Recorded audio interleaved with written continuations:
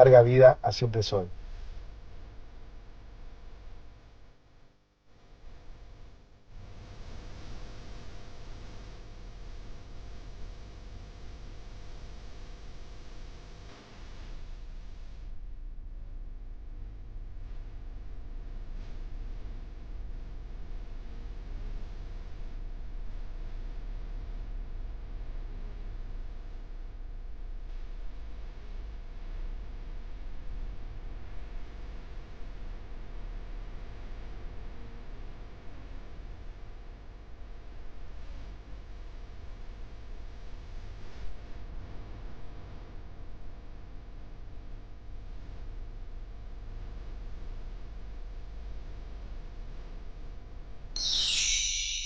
De Argentina, Daniel Carlos.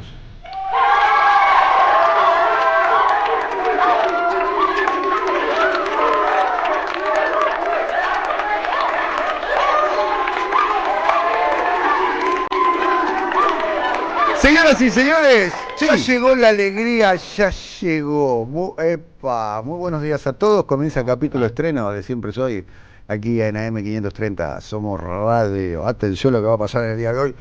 Tenemos un invitado, te lo digo en inclusivo y en exclusivo. A ver. A partir del día de hoy lo tenemos por ahí a los pibes, porque tenemos uno de los chicos que no puede venir. Pablo está en Bolivia, donde se va a llevar adelante el proceso electoral próximamente. Sí. Todo indica que va a ganar la derecha, atención, en Bolivia, por la división del campo popular. Ya nos vamos a dedicar al tema en los próximos días. Pero hoy tenemos un conversatorio.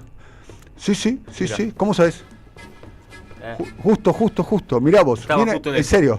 ¿Te compraste el libro? Sí. ¿Querés quedarte en la entrevista? No. Sos invitado. No, porque entrevistan a ustedes, pero... No. Estás invitado. Si no querés quedarte porque tenés algo más importante que hacer, no hay ningún problema. No, llevar el autor mecánico.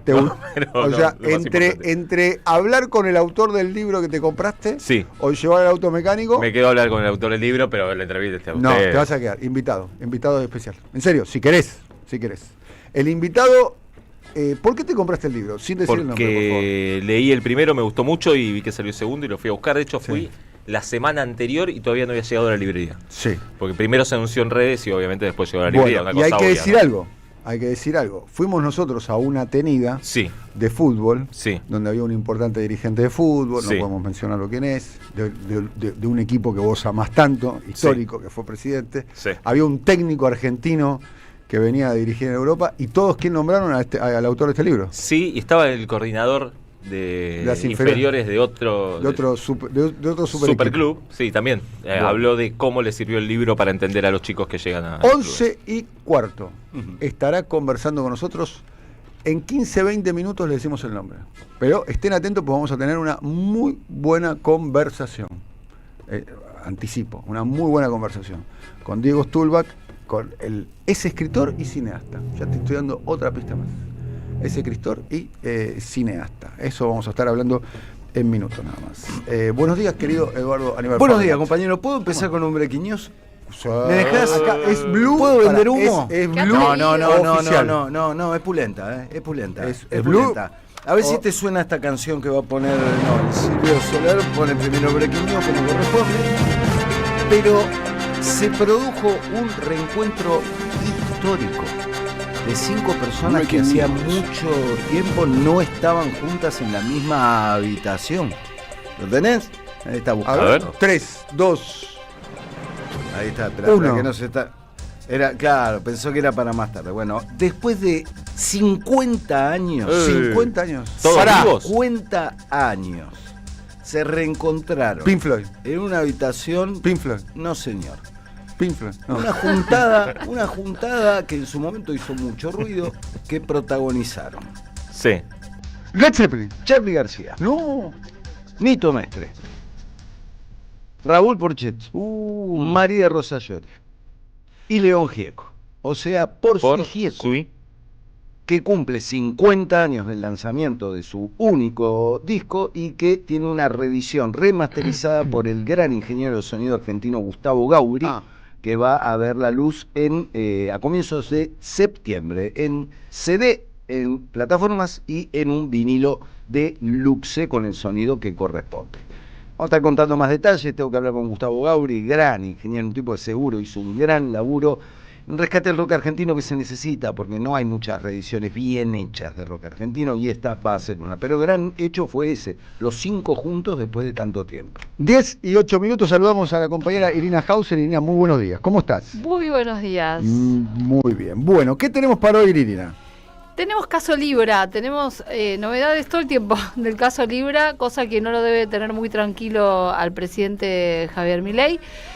Algunas referidas a esto que a vos que te encanta que yo llame los Crypto Bros, amigos del presidente, estos empresarios que fueron los que lo introdujeron en el mundo de las criptomonedas y bueno, y lo llevaron a promocionar o difundir Libra, como más te guste decirlo, pero hay una cantidad de movimientos en las cuentas de estos muchachos que son llamativas y sobre todo porque intentaron burlar a la justicia. Muy bien, y además vamos a tener el alegato de la querella de Cristina Fernández de Kirchner ayer en el juicio por el atentado, muy importante porque empezó la etapa de alegatos y esto quiere decir que falta poquito para que termine este juicio oral, así que les voy a contar. La defensa pidió 15 años. Es querella, ¿eh? Es la querella, querella. Sí, la querella. 15 años para Sabac Montiel, el hombre que quiso disparar, y ¿La para defensa Brenda es oficial? ¿La defensa de los...? Uliarte, no, tiene la querella de Cristina, tengo un breaking news, perdón, te Irina, interrumpo, pero breaking news. estás diciendo algo muy importante. Yo estoy hablando de cosas importantes. Ya venimos. No, pero pará, 2 cosas importantes sin que hagan ingresar al estudio. Llegó bárbaro. Rulo de la Torre con los churros no saben lo que de son top. estos tipos. La que son. Bueno. Jamás hubiera querido hacerte esto. Está bien. Bueno, Irina, sigamos con la Por lo presentación. menos me saludó. Bueno. Estábamos contando que ayer fue un día muy importante porque la querella de Cristina, víctima de un intento de magnicidio, pidió 15 años de prisión para Fernando Sabac Montiel, el hombre que quiso disparar, y la que era su novia, Brenda Uliarte. Pero pidieron la absolución del tercer acusado, que es Gabriel Carrizo. Después te voy a explicar las razones. Me preguntabas quiénes son los que representan a Cristina. José Manuel Ubeira es uno de los abogados. Si los acusados... Si tienen defensa oficial, tienen defensa oficial. Tienen defensa oficial. Sí. Okay, esa era la pregunta. Bueno, después lo desarrollamos. Tienen una muy buena defensa oficial. Bueno, los defensores oficiales suelen ser históricamente muy buenos, ¿o no? Sí. De hecho, son abogados muy capaces técnicamente. Bueno, estaremos también con Roberto Varga. Trump se reunió de modo remoto, hay que decir, con los líderes europeos y hoy se encuentra con Putin en Alaska. Hoy, sí.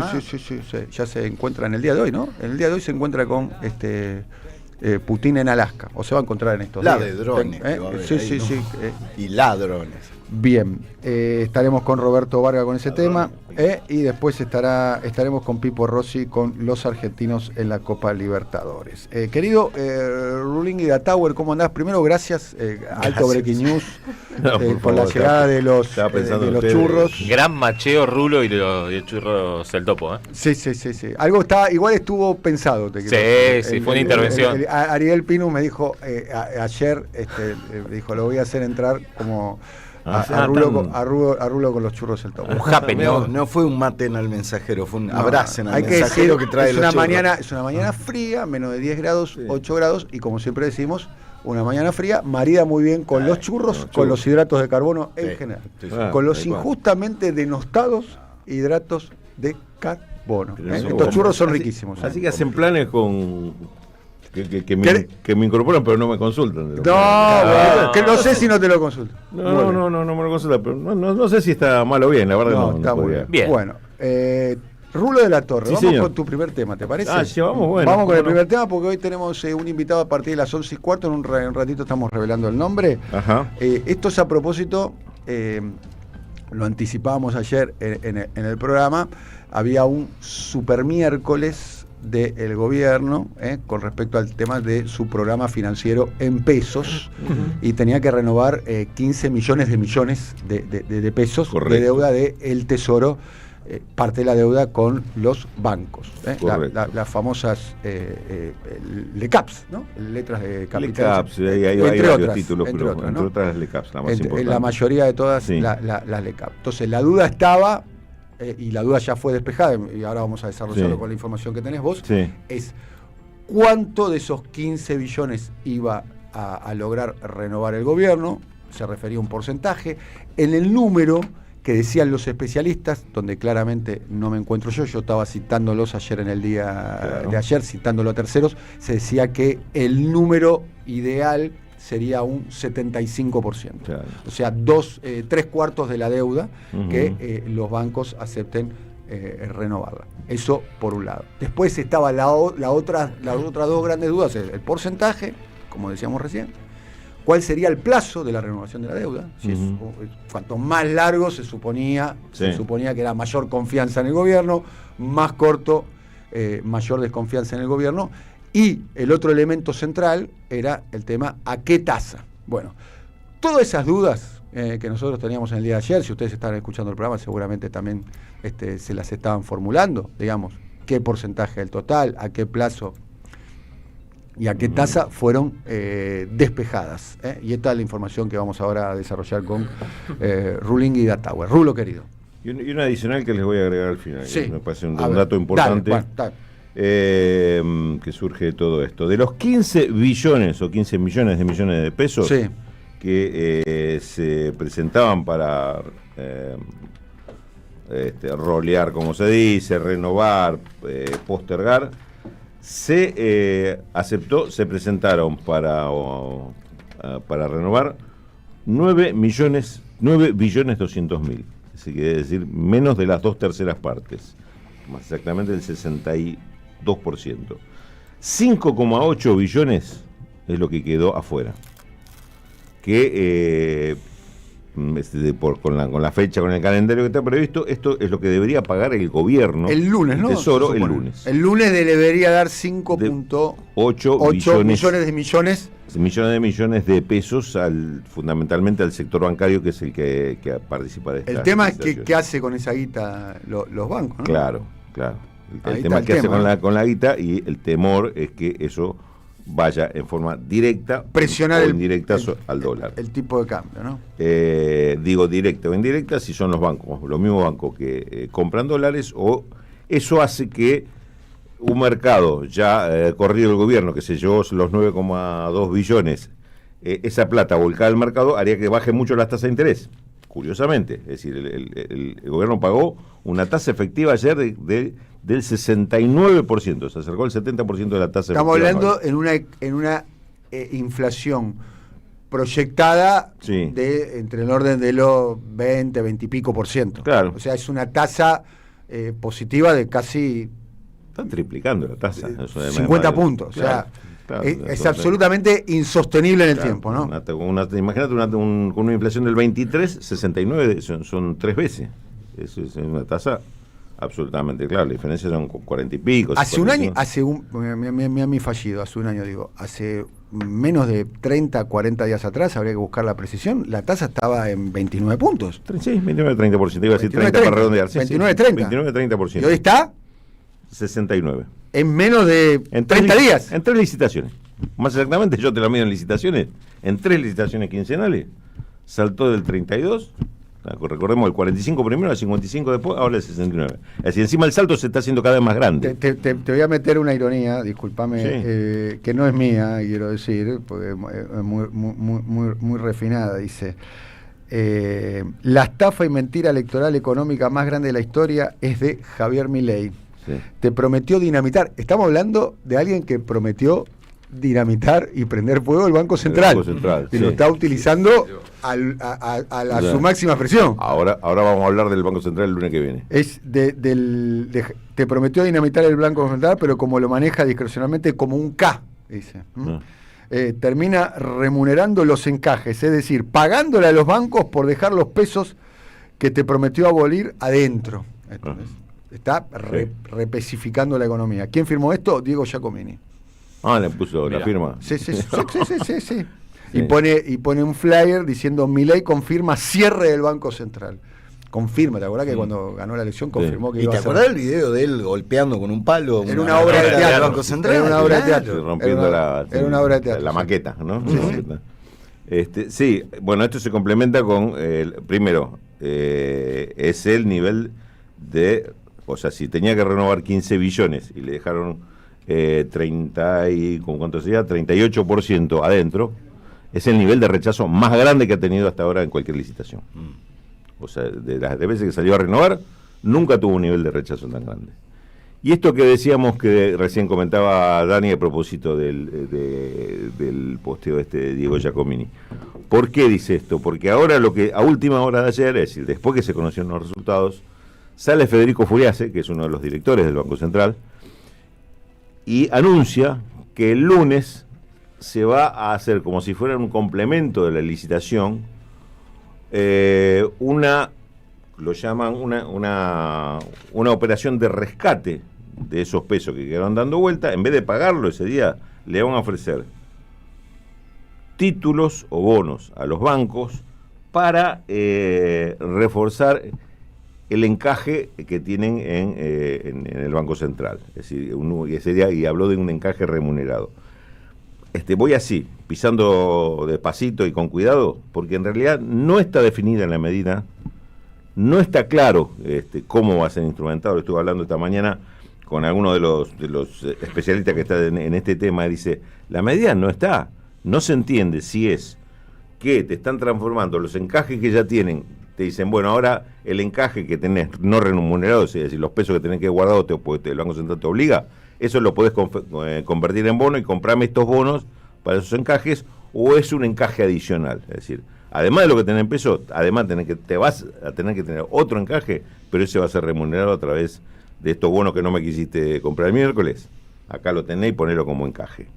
No se sabe, no se entiende. Ahora, la interpretación que hay en el mercado es que de una manera u otra, lo que se está evitando es que pase esto que les decía antes. Que suena a desesperación, ¿no?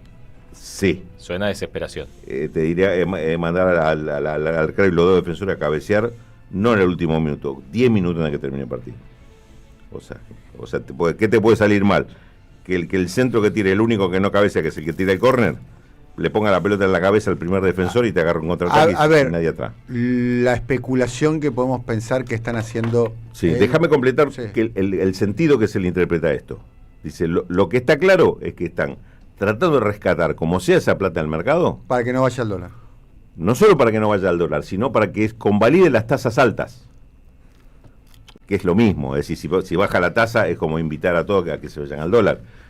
Pero esto, dice, está marcando que acá hay por lo menos un horizonte de acá a las elecciones, o quizá más, pero como mínimo a las elecciones. El estímulo a estar en pesos. De que estas tasas altas se van a mantener. Y después la podemos hacer un poquito de referencia, las tasas altas. El otro día, en un encuentro del cual compartimos, un empresario que estaba al lado mío me decía... De la industria metalmecánica de Santa Fe, ¿no? Exactamente, me decía, estas tasas son de quiebra. No, estas tasas en términos productivos es napal, es una lluvia de napal. Directamente. Tal cual. No, es insostenible la economía a esta tasa. Te digo, Dani, lo que le escuché. Pero además lo ves en el resumen de la tarjeta de crédito. O sea, sí, uno lo ve y lo lee y lo interpreta, pero yo te digo, los términos que me lo dijo este empresario el otro día, es mucho más duro de lo que yo lo estaba leyendo. Es mucho más duro, ¿viste? Cuando decide, no solo me ratifica lo que estoy pensando, sino que me la pone mucho más. Está muy golpeada la industria metalmecánica de Santa Fe y Córdoba, incluida, en general, con la apertura de importaciones, con este dólar. Pero te agrego, incluida la maquinaria agrícola. Sí. Que se supone que unos sectores justo ladero de beneficio, quedan muy poquito. Justo el tema que estos quedan, estos no quedan. Estos también están cayendo. Bien. Entonces, en principio la medida estaría, esto y el complemento, que es a lo que se refiere Giacomini, de los encajes remunerados, está significando que quieren mantener altas las tasas. Después te sigo con el comentario, pero ¿querés decir algo? Sí, ahora te digo. Está bien. Digo, obviamente, esto no es lo que el gobierno esperaba ni lo que el gobierno quería. Un poco recién Jorge lo decía y lo interpretaba así. Sí, son intentos desesperados de ver cómo resolver. O sea, de mínima querían renovar. Evidentemente no renovaron, ahora necesitan Claro, inclusive la especulación era cuánto quieren renovar, todo, mucho, pues, andaba por esto que decía Daniel, de los 3/4, de los 11, 12 billones. Hay una parte, dicen, 2, 3 billones, que pueden ser que los bancos lo estén necesitando para reforzar el encaje, porque si no, no llegan a fin de mes con ese encaje. Ponele que eso sea así. Pero igual te quedan otros 3 billones afuera. Bueno, para hacer un panorama, hoy es negocio posicionarse en peso y hacer tasa en pesos para especular con un dólar estable que está planificando el gobierno, Sí. lo que se llama popularmente carry trade, ¿no? Sí. Irse de dólares a peso, hacer tasa y después pasarse de vuelta Sí. a dólares. Bueno, no se sabe exactamente saliendo cuándo. Eso pareciera ser que el mercado está en esa estrategia. De hecho, lo Lo publicitó. están tentando con esto, digamos. Bueno, El gobierno lo impulsa. Exactamente, Sí. de hecho lo impulsa. Testimonio aparte, lo que dijo en mayo JP Morgan, lo que dijo la semana JP Morgan. En mayo dijo hay que salir de la Argentina, la semana pasada dijo volvamos todo a Argentina, Sí. porque cambiaron los contextos. Después, en términos productivos, la tasa es imposible. Sí. Imposible. Mala sesión. Yo hablé con alguien que vos conocés, que yo conozco, que es amigo mío hace muchísimos años, que orbita alrededor de las ideas del gobierno, de hecho tiene un cargo más o menos relevante, que no es del gobierno, pero es medio paraoficialista. Me dijo, en off, me dice, esta tasa en términos productivos son absolutamente insostenibles. Y otra cuestión es que parecería ser que hay un sector a mí no me gusta hablar el término del mercado con 200.000 Sí. comillas de cada lado, que está viendo que la regla monetaria, que primero fue en el primer tramo del gobierno el crawling peg del 1%. Después fue las bandas cambiarias, estaría llegando a su fin, la regla monetaria. O sea, la idea de las bandas cambiarias, que en algún momento eso va a cambiar. Sí. La pregunta es si cambia antes de las elecciones, cosa que pareciera ser que lo que el gobierno quiere evitar, Claro. o cambiaría después de las elecciones. Porque Exacto. está claro que ese esquema de tasas tan altas no es sostenible en el tiempo. Sí. Nosotros lo dijimos acá, hay empresas incluso que están teniendo serios problemas financieros de primer nivel. La petrolera Concagua, Celulosa, Logrocopatel, Empresas lácteas, Asindar, y seguimos, y sigue la cuestión. sí, además es medio Todas las como la tormenta madereras. perfecta. Madrid. Baja el consumo, Sí. baja la facturación, Entra sube el costo financiero, Entra importación, entra la importación. a precio de liquidación. porque- Eso está teniendo Claro. un efecto. Bueno, ¿algo más, compañero? Sí, un dato. Sí, ¿cuál más? Presta atención a este dato, si ¿Cuál? querés. Si no le preste atención, Si no, no. pero usted se va a arrepentir de no prestar atención. Porque esto a mí me hace acordar, ¿te acuerdas cuando hablamos de la deuda externa privada? Que dijimos, Sí. y esta cuentita que por acá se está haciendo la guita y nadie lo está observando. ¿Te acordás? Estás hablando de la deuda que emitan las empresas. La deuda que tenían las empresas cuando le empezaron a sacar dólares al Banco Central de Pelle, diciendo, tenemos que pagar deuda. Y tenían sí. un superávit comercial de la Gran 7. No estábamos pagando deuda porque estaba frenado el FMI, estaba frenado porque se estaban negociando Y todo. terminaron comprando. ¿Y de dónde se va la guita? Sí. ¿Y dónde se iba la guita? Las empresas estaban pagando sus deudas, que Sí. nadie sabía de dónde venían, si era autoprestamo o qué, pues sacando la guita del país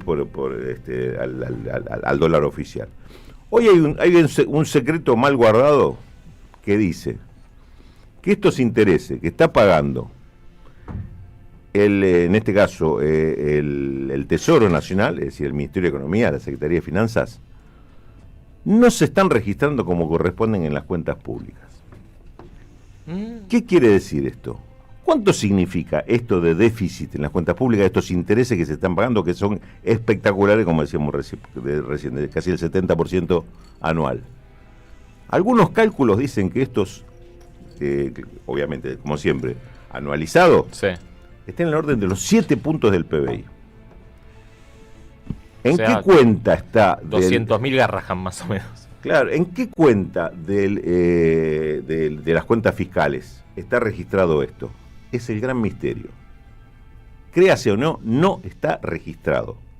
El jueguito, porque el viernes pasado Milei dijo que iba a sancionar con la prohibición de cualquier decisión que tuviera el Congreso que significara mayor gasto público. Gasto público en jubilado, gasto público en obras públicas, gasto público de subsidio a las personas discapacitadas, lo que fuera. Y el gasto público en intereses, ese no se sanciona, ese no provoca una masacre de jóvenes, como dice él, y todo eso. Cuando eso es, por ahí, 7 o 10 veces o 5 veces lo que se votó en el Congreso. Hay una sospecha de dónde está esta cuenta. hay una cuenta que tiene la Secretaría de Finanzas o el Ministerio de Economía, prestan atención, esto puede contable, pero es interesante políticamente. Una cuenta del Ministerio de Economía en el Banco Central, que como hasta ahora tuvo saldo a favor esa cuenta, tiene un resultado ahí, una caja ahí importante. Estaría utilizando esa caja para pagar cada uno de estos vencimientos. Por ejemplo, serían los 5,8 billones del lunes. Hay sospecha que esa caja se está agotando. Si fuera que esta caja, que esos 5,8 billones no están, o si están, después no están, no van a estar lo siguiente. El tema sería, cuando pase eso, el gobierno se tiene que declarar en default en la deuda en pesos. Porque dice que no va a emitir. Y si no va a emitir, ¿con qué carajo va a pagar esto? Este puede ser el gran tema detonante de la crisis de esta política de endeudamiento, que repito, no está registrada en las cuentas. Nadie está hablando del déficit que provoca esto. Cuando el gobierno, la bandera que agita permanente del superávit fiscal. ¿Qué está pasando con eso y cuáles son los límites de eso? Ahí está una me parece, de las claves políticas, y repito, los especialistas te dicen, no está claro dónde está registrado. Las cuentas públicas, estas cuentas son de las que se publican 6 meses después, un tiempo después, entonces hoy nadie puede, la están buscando y no la pueden encontrar. Gracias, querido Rulo. La seguridad de tus valores y tu tranquilidad resguardadas en el mejor lugar. Ingot, la empresa líder en servicio de alquiler de cajas de seguridad privadas, cuenta con la más moderna tecnología, mayor seguridad y la mejor atención. Encontralos en Microcentro, Nordelta, Córdoba, Punta del Este y ahora también en Avenida Gaona y en Nuevo Quilmes Plaza. Más información en www.ingot.com.ar. Bueno, vamos con Irina Hauser, las novedades del caso Libra.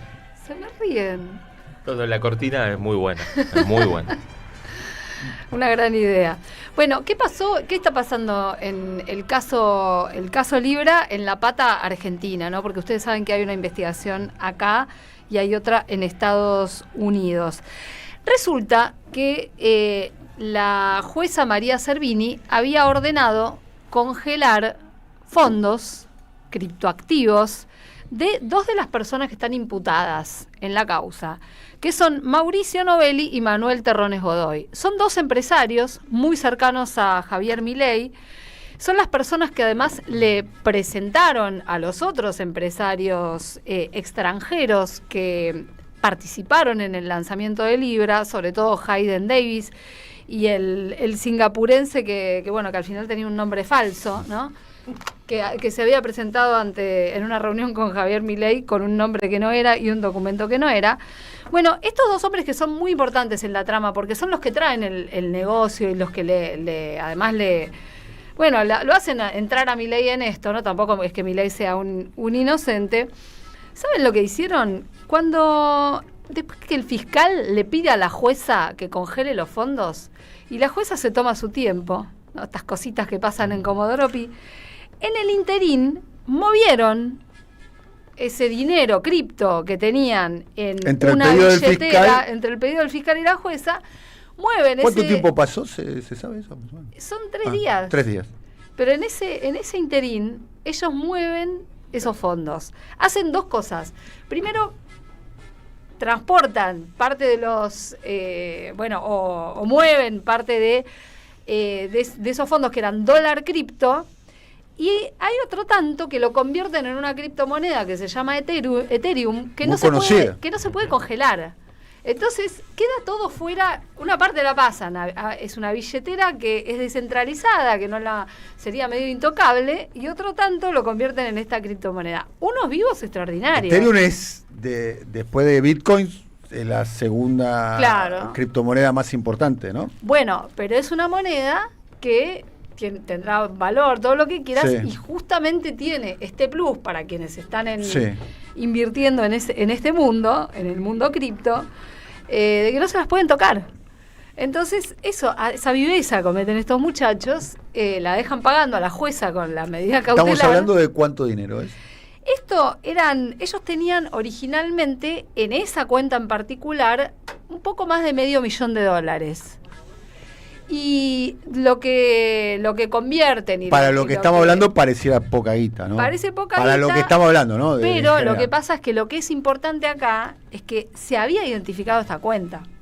Hasta ahora estaba identificada una cuenta de Hayden Davis, que él mismo mostró porque cuando le devolvió dinero a un influencer de Estados Unidos, que le estaba armando un escándalo público.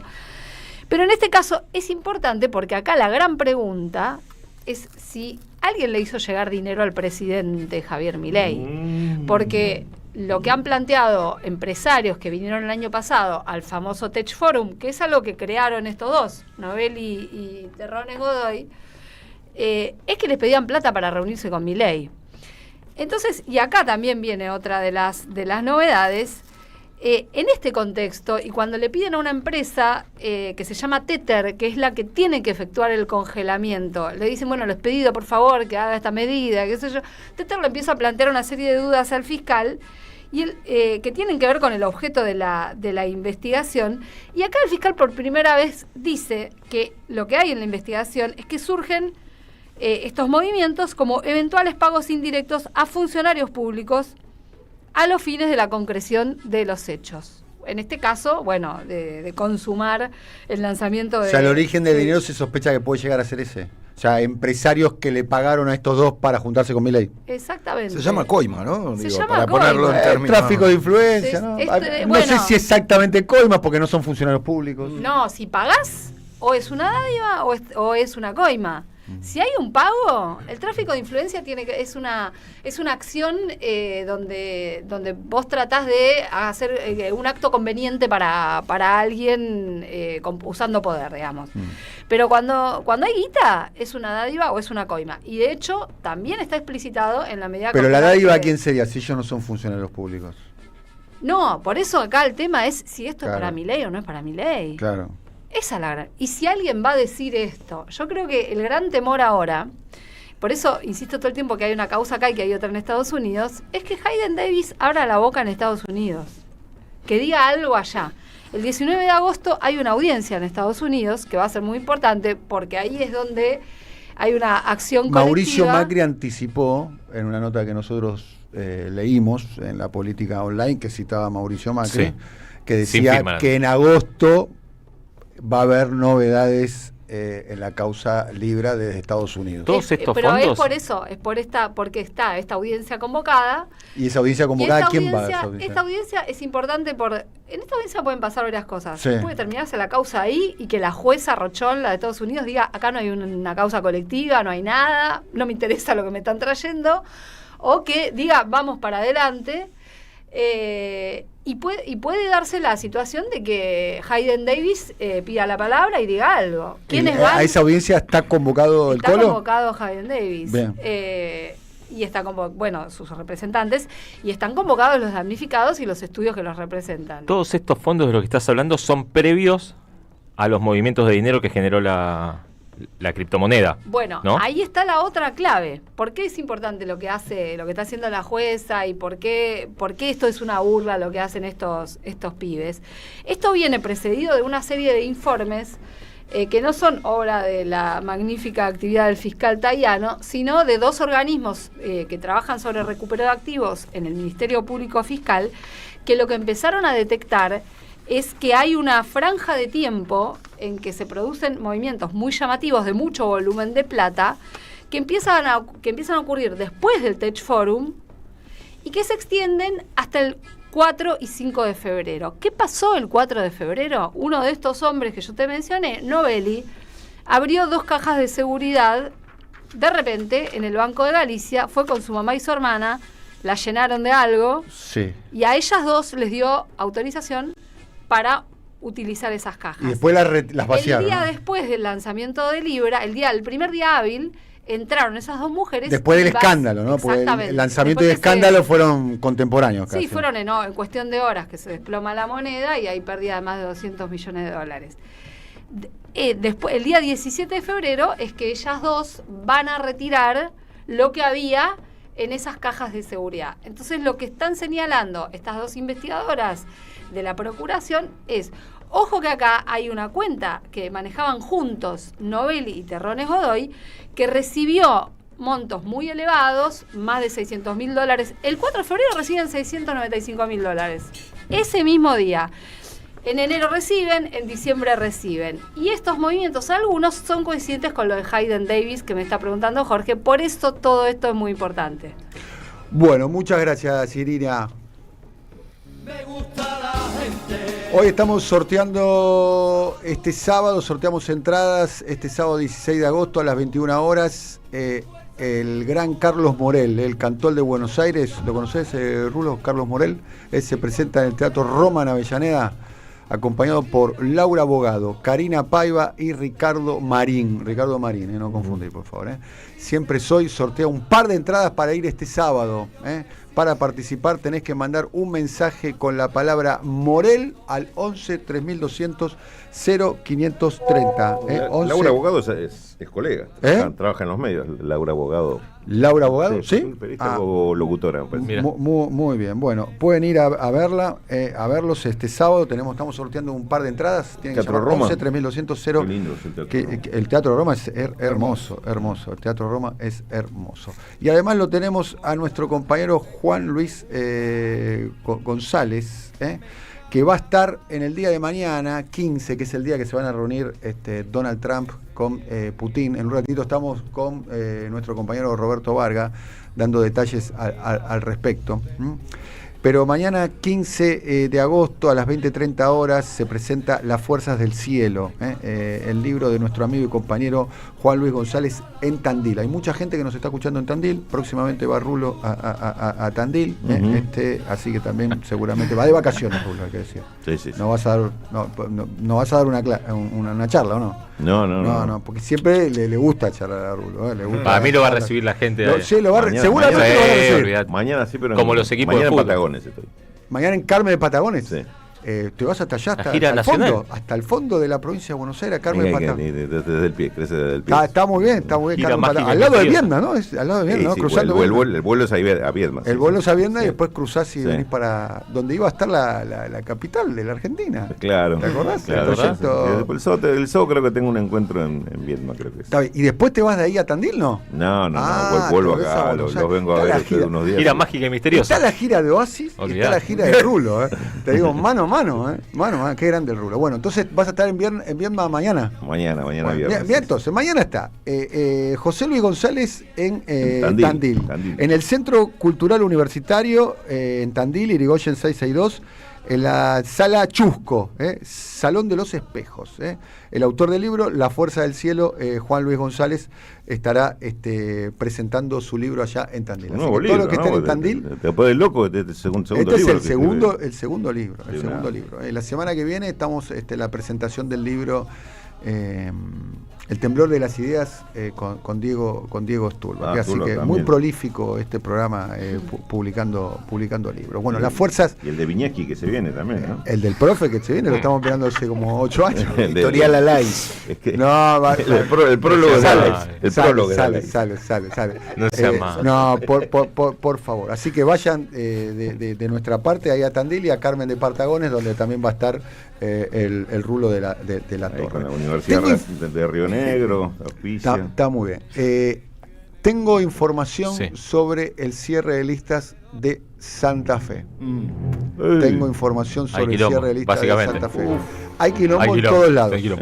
Pero en Santa Fe importa más. Un poco más. Importa más. Un poco más. Me parece. Vamos a ir ¿lo tenemos a Roberto Varga? Bueno. Después se está buscando. Hay 2 candidatos que están ahí. Agustín Rossi, el Chivo, que quiere ser el candidato que encabece la lista. Después está Eduardo Tonioli, también quiere ser el candidato que encabece del la Movimiento lista. Evita. Uno es actualmente diputado, Tonioli, el otro fue un gran diputado, un gran legislador y un gran jefe de bloque, como Agustín Rossi. Hay que decir que quiere volver a ser diputado y quiere volver a ser jefe de bloque. Claramente, ¿no? Quiere volver a... devuélvame lo que es mío. Sí, claro, pero en el medio... Bueno, en el medio Tonioli no quiere. En un ratito cuento qué se está discutiendo ahora. Es el cierre de lista, imagínate, estamos jueves, falta todo el viernes, todo el sábado, falta mucho por delante. 10:42. Me gusta la gente que cuando saluda. En un ratito estaremos con Jorge Duarte Com. Vamos a repasar la primera venta industrial de la era Milei, que empezó como promesa y terminó en crisis. Muy bien. Y además Eduardo Aníbal Fabregat Com. Dani, hoy comienza en Netflix el spin-off del Marginal, en El Barro, la ficción carcelaria, en este caso en La Quebrada, una cárcel de mujeres. Ya vi un episodio y medio, pues me venció el sueño, no por la serie. No, porque era tarde, me dormí, no por la serie. No, la serie está muy bien. Vamos a estar muy contando bien. algunas cosas. Y los saludamos a Roberto Varga, que no podemos determinar en qué punto del globo terráqueo se encuentra, hablando de lo que va a ocurrir en el día de mañana, 15 de agosto, con el encuentro cara a cara. No sé, pero por lo menos la temperatura va a ser. Para mí, entre el frío y el calor, sí. Yo lo veo a Roberto Vargas más tipo Julio Iglesias, que va siguiendo puesto. El verano. Preguntémosle qué tiene puesto. Viste, Julio seguía el verano todo el año, vivía en verano permanente. Mira, claro, haría lo mismo. Famoso, yo haría lo mismo, sí. ¿Eh? Yo vivía en verano permanente. Bueno, yo si fuera Julio Iglesias también. Sí, claro. Roberto, te escuchamos. Bueno, después de ese introito, Dani, amigos, compañeros, quedo en posición adelantada, me van a pedir el bar. No. Nosotros hacemos de cuenta que vos estás en Alaska esperando que lleguen los aviones. Sí, por ahí hoy a la noche te sorprendés, tipo 9 de la noche, no lo sé. Bueno. Hoy es jueves, es un día que tengo una tenida con unos amigos, donde va a haber ausencias. Sí. Bueno, vamos a la columna. Dale. Bueno, vamos a la columna.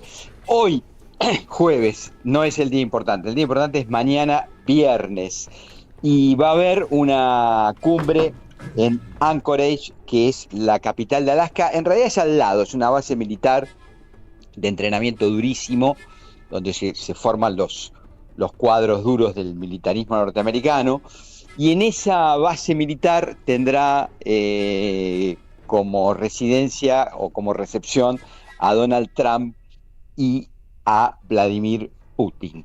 Ya lo dijimos el día lunes, ironías de la historia, un territorio que alguna vez perteneció en la mitad del siglo pasado, en la mitad, perdón, del siglo XIX a Rusia, y que los nacionalistas rusos que le hacen un poco el relato a Putin la siguen reclamando como propia. Pero saquemos ese dato de la historia porque lo importante, lo central y lo que vale la pena discutir y renombrar es que tal vez mañana tengamos ahí como un punto de inflexión en una nueva reconfiguración del mapa geopolítico y estratégico mundial. ¿Por qué? Porque si Rusia obtiene, que no digo que va a ser mañana, todo esto hay que ponerlo en el campo hipotético, son los primeros pasos, pero si Rusia obtiene un compromiso de Trump de ir en la dirección de la paz que signifique esto, el Donetsk, que es uno de los dos territorios en conflicto hoy con Ucrania, el Donetsk, no el Donbass, el Donetsk pase a manos rusas, es decir, que ya en los mapas que los chicos estudian geografía digan esto es Rusia. Crimea ya figure como Rusia, que está en poder de Rusia desde 2014.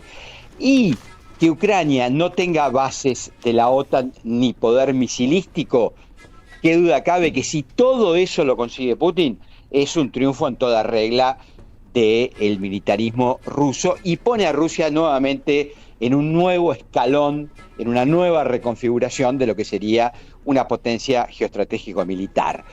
Si eso se da, es evidente que el peso de la Europa occidental, bueno, cae fuerte, hay una reconfiguración de poder y entonces quien manda en Europa, quien manda en Eurasia pasa a ser Rusia, no tanto Alemania o Inglaterra o Francia. Es decir, empiezan a quedar rezagados y una nueva paradoja de la historia, quien convalidaría este nuevo escalafón sería un presidente norteamericano y un presidente además de ultraderecha. Por eso es muy difícil leer la historia en términos lineales o pensar que 2 más 2 es 4 en este tipo de situaciones, ¿no? ¿Qué busca Trump? Te digo porque cuando hablábamos el domingo pasado y hacíamos un poco de preproducción, vos me decías, ¿qué buscará Putin? Trump. Bueno, Trump busca desde lo geoestratégico quedarse con Zaporilla, que Zaporilla es una ciudad ucraniana ya en poder ruso que contiene el arsenal de energía nuclear, insisto esto, de energía nuclear más grande de Europa. Hoy las guerras, estas reconfiguraciones se dan por un tema de energía.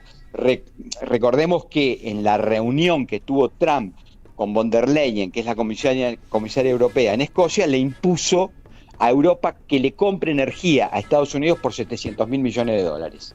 Entonces, tener bajo su poder la central nuclear más importante de Europa no es un tema menor. Y además también recordemos que Trump tuvo como principal disputa con Biden en la época que Trump quería ser reelecto, cuando pierde con Biden, la cuestión de que el hijo de Biden detentaba el poder de los contratos petroleros en Ucrania. Entonces, Ucrania es una fuerza de energía muy potente que Trump mira con cariño. Y por último, no descartemos también las cuestiones personales. Trump en serio sueña con ser llamado por Estocolmo para recibir el Premio Nobel de la Paz. Puede parecer un disparate, pero él cree que va a ser meritorio y designado como uno de los personajes de la paz en el mundo, si se firma este acuerdo. Por último, remarco lo siguiente: ¿qué papel va a jugar la Europa occidental? Ayer hubo una conferencia telemática entre Trump, Merz, que es el canciller alemán, y al lado suyo estaba sentado Zelensky, Macron de Francia y Starmer de Inglaterra, para tratar de equilibrar, es decir, que Europa no quede tan pintada, tan secundaria y pinte algo en esta situación. Es decir, que haya una paz donde Europa se sienta de alguna manera identificada. Yo lo veo muy difícil a eso. Yo creo que Europa va a jugar un papel absolutamente periférico en esta situación, y esto es un entendimiento de Estados Unidos y de Rusia, que, insisto, hoy todavía está en pañales, pero que va en la dirección de poner a Rusia en un escenario de nueva potencia geoestratégica militar. Roberto, impecable, la seguimos en estos días. ¿Te parece? El lunes ya con el resultado de la cumbre. Sí, con el resultado de la cumbre. Un fuerte abrazo. Un abrazo muy grande, amigo y compañero Roberto Vargas. No le preguntamos dónde estaba. Claramente no me pareciera que no lo veo en Alaska.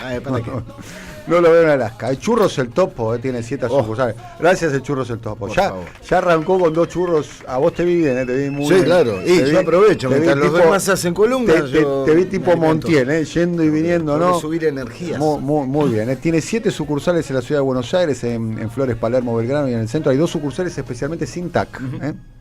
El Topo tiene churros dulces, obviamente dulce de leche, pastelera, Nutella, entre otros, y salados. Claro. De Roquefort, cheddar, hummus y muchos más. Tiene el churro de bondiola en cualquier momento. Muy bien. Para más información, @churros el Topo, lo pueden seguir en las redes sociales, además que realmente hacen un trabajo muy interesante. Tenés ahí, están buscando una síntesis en la provincia de Santa Fe. Sí. Por un lado el Chivo Rossi, por el otro lado Toñoli. O sea, la síntesis no es ninguno de los dos. Me gusta esta cortina, Esta es la cortina del viejo y querido Mariano Grondona. La usábamos mucho en una época. Claro. Esto de Ennio Morricone, de una película. Sí. La película de La Misión. La Misión. Claro. La película que se filmó acá, en Argentina. Sí. Se filmó acá en Argentina. Cataratas. En las cataratas. Bueno, están pensando, atención, que haya una candidata de síntesis. Que no vaya ¿Amiga Chivo, nuestra? Que no vaya... amiga del pueblo argentino. Escucha. Muy bien. A ver. Sí, hay varios nombres dando vuelta y creo que el peronismo tiene que sintetizar en una sola lista, en una lista de unidad, hacer lo que tenga que hacerse, pero lograr la unidad, que es lo que se está tratando de hacer en todas las provincias, para ir con un peronismo consolidado, con los mejores candidatos que puedan representar, candidatas y candidatos, a los santafesinos en este contexto tan importante que está pasando en la provincia de Santa Fe, donde venimos de una elección general donde al gobernador no le fue bien, donde a la Libertad Avanza no le fue bien, donde hay un gran sentimiento anti-Milei porque la industria santafesina la está pasando muy mal. Bueno, atención, Florencia Cariñano puede llegar a ser, hoy está en las 40 del Mazo, la candidata a diputada nacional. A encabezar Santa Fe. Un detalle. Florencia ya es diputada. Sí. Tiene mandato vigente. O sea, le quedan 2 años más por delante. O sea, renunciaría al actual mandato e iría como candidata.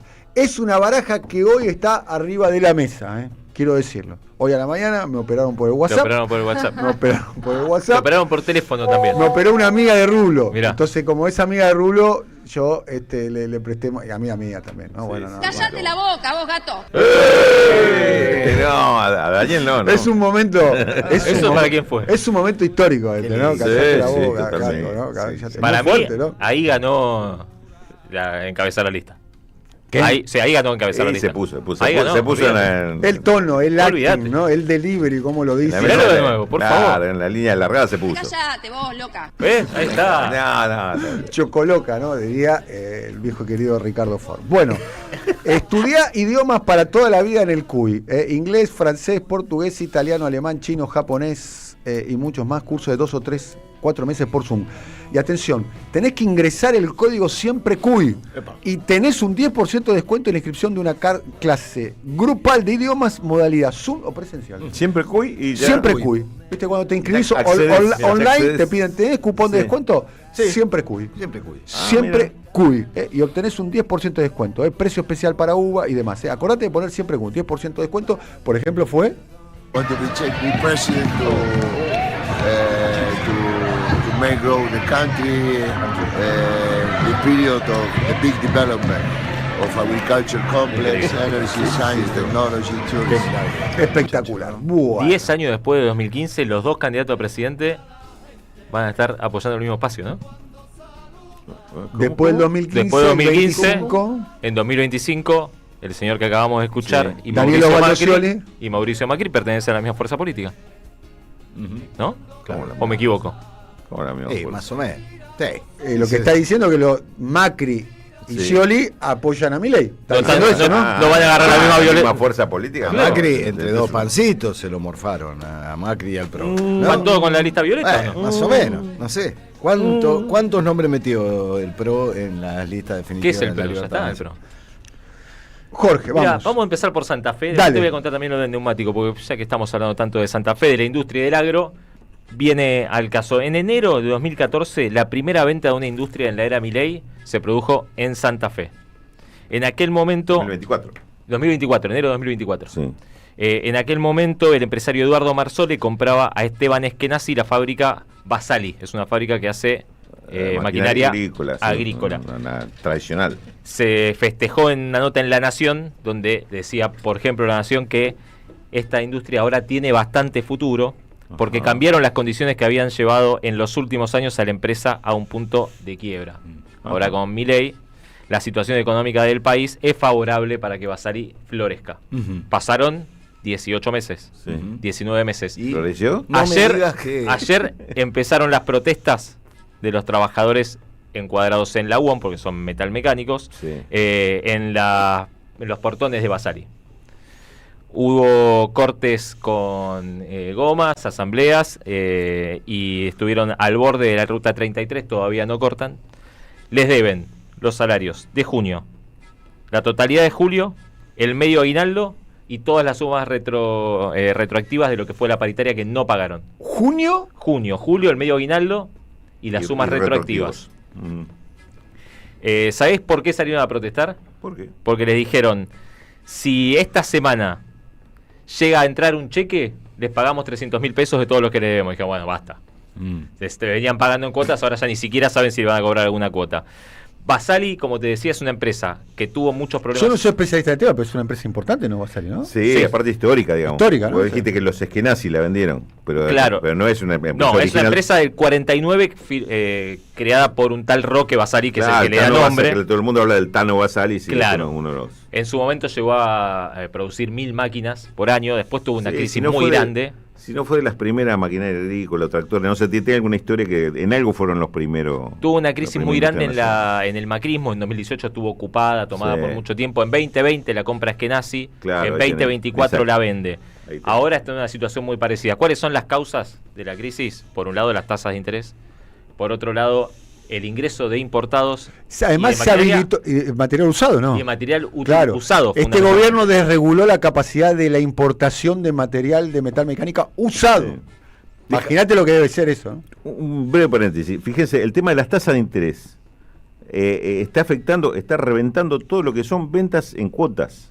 Venta en cuotas, que era lo único que estaban más o menos manejando. Que era en la hoja de ruta, el gobierno quería Claro. remonetizar la economía con el Claro, crédito. es decir, viviendas, autos, electrodomésticos, bueno, en este caso maquinaria, esas cosas se compran en cuotas. Las O sea, motos. si le pegás el salto, está pagando La tasas. venta de motos estaba volando. Claro, exactamente. Estaba volando. Lo pasás directamente a cero la venta, porque sin financiamiento esos productos difíciles. Bueno, ¿querés saber cuánto se venden? En Sí. el último mes, según la ACARA, que es la Asociación de Concesionarias, se patentaron en julio 53 cosechadoras, 4% menos que en junio, 7% menos que en 2024. Del mismo mes. Del mismo mes. Del mismo mes, Sí. el mismo O sea, año. 3,6% menos intermensual, 7% menos interanual. La empresa está en una situación muy delicada, es uno de los principales empleadores de Firmat. Como te digo, viene de crisis en crisis, en el macrismo estuvo mucho tiempo sin pagar salarios, estuvo ocupada, se reactivó, pero siempre con reactivaciones parciales. ¿Querés saber cómo le fue a Milei en Firmat, que es el lugar donde está? ¿Cómo sabes que te iba a preguntar eso? Porque No sé, siempre te capaz que un pregunto. poco te conozco. En la segunda vuelta, Milei en Firmat sacó 62,3% de los votos, Sergio Massa el 33,4%. Esto es geográficamente el centro de Santa Fe, más o menos, ¿no? Sí. Sí. La mitad de Santa Fe. Sí. Bueno, a ver, ahora Esta habrá- zona rural, digamos, pero digamos, con estos mojones industriales como este. Ahora hay que ver cómo le va a ir Vinculados a lo rural. a Milei en la elección de octubre, ¿no? Ahí en Firmat, ¿no? Va a haber que repasar. Va a haber que esperar que nos cuente cómo va a venir lo de. Sí. Déjame hacerte un paréntesis La sobre el tema estabilidad. de los neumáticos, porque me parece importante también. Estuve hablando el otro día con un dirigente importante de la actividad. A mí me llamó la atención que el año pasado Madanes de Quintanilla, que es el único dueño El de dueño una de Fate. empresa, claro, el único dueño de la empresa nacional de producción de neumáticos, porque las otras dos grandes, Bridgestone y Pirelli, son multinacionales, había dicho que el empleo en el sector neumático había caído 30%.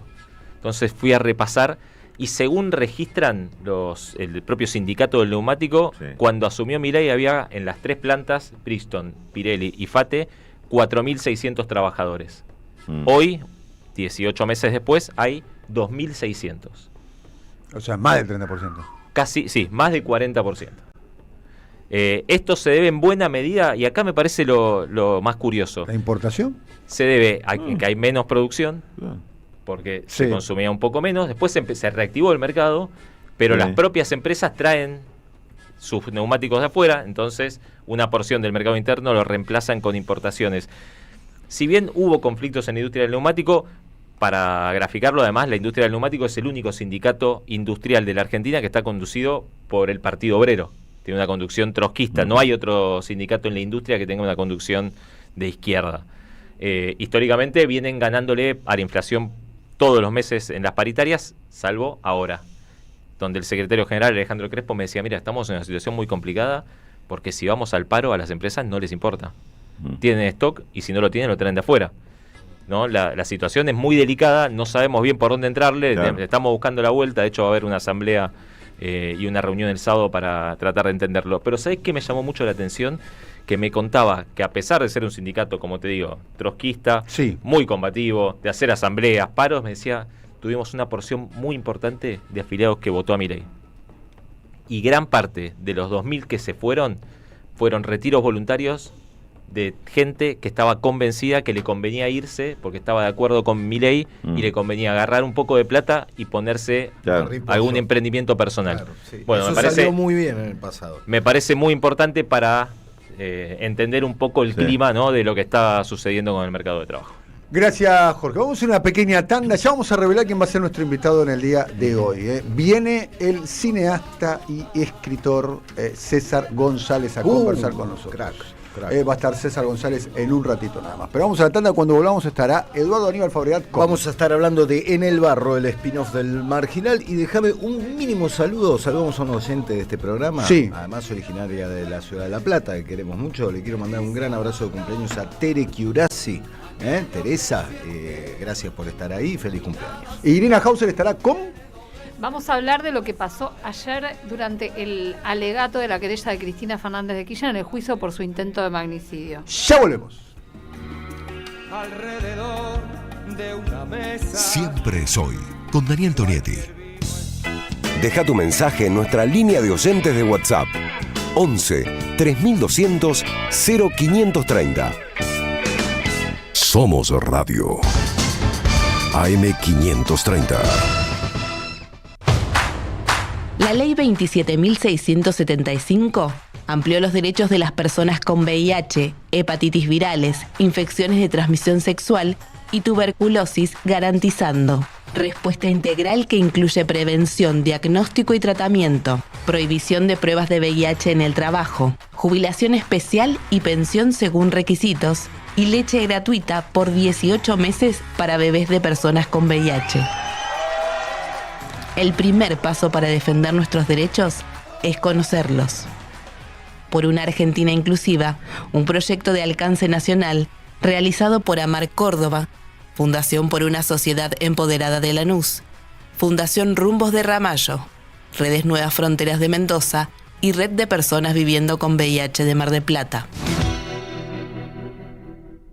En el CUI estudia idiomas con la mejor calidad académica. Inglés, italiano, francés, portugués, alemán, chino y muchos más. Cursos de 2, 3 y 4 meses por Zoom o presenciales. Inscribite hasta el 20 de agosto en cui.edu.ar o llamando al 53 53 3000. Centro Universitario de Idiomas. Certificados y diplomas UBA. Tigre es modelo de gestión. 180 móviles y más de 2.000 cámaras que monitorean las 24 horas. 23 centros de salud, 3 hospitales de diagnóstico y 4 hospitales especializados. Materno-infantil, oftalmológico, odontológico y de hemodinamia. Y pronto, el Hospital Municipal de Alta Complejidad. Tigre, municipio. Este invierno viví unas vacaciones diferentes en lo alto de las sierras de Tandil. En Posta Natural te esperan confort, relax y diversión en un entorno único. Alojamientos de lujo entre la privacidad de nuestros aparts y el servicio exclusivo de nuestro hotel. Spa, piscinas climatizadas y masajes para desconectar del mundo. Deportes y actividades recreativas para toda la familia. Degustación de gin, gastronomía de primer nivel y mucho más para que vivas un invierno inolvidable. En pareja, en familia o con amigos. Este invierno, Tandil es Posta Natural. Reserva ahora al 2494 3807 39. Más información en postanatural.com.ar. Avellaneda, mi lugar, nuestra casa. Ingresa en www.mda.gov.ar y seguinos también en redes sociales para conocer todo lo que pasa en la ciudad. Noticias, servicios, agenda cultural y trámites para nuestra comunidad. Municipalidad de Avellaneda. Gestión Jorge Ferraresi. La economía no es una ciencia oculta. La información que Rulo de la Torre analiza en Siempre Soy la encontrás en www.motoreconómico.com.ar. Seguí a Motor Económico en todas las redes. Alimentos cooperativos. Producción y comercialización de productos cooperativos y de agricultura familiar. Envíos a todo el país. Por pedido, envía tu mensaje al 11 34 31 2928. Seguinos en Instagram como @alimentos cooperativos. Ya sabés que este 7 de septiembre se vota en la provincia. Ahora es importante que consultes dónde votás. Ingresá en padrón.gba.gov.ar, carga tus datos y listo. Elecciones bonaerenses. Gobierno de la provincia de Buenos Aires. El sabor que te acompaña es Café Bantú. El aroma en la mañana de Café Bantú. Bantú. AM530 Somos Radio. Buscamos la verdad siempre.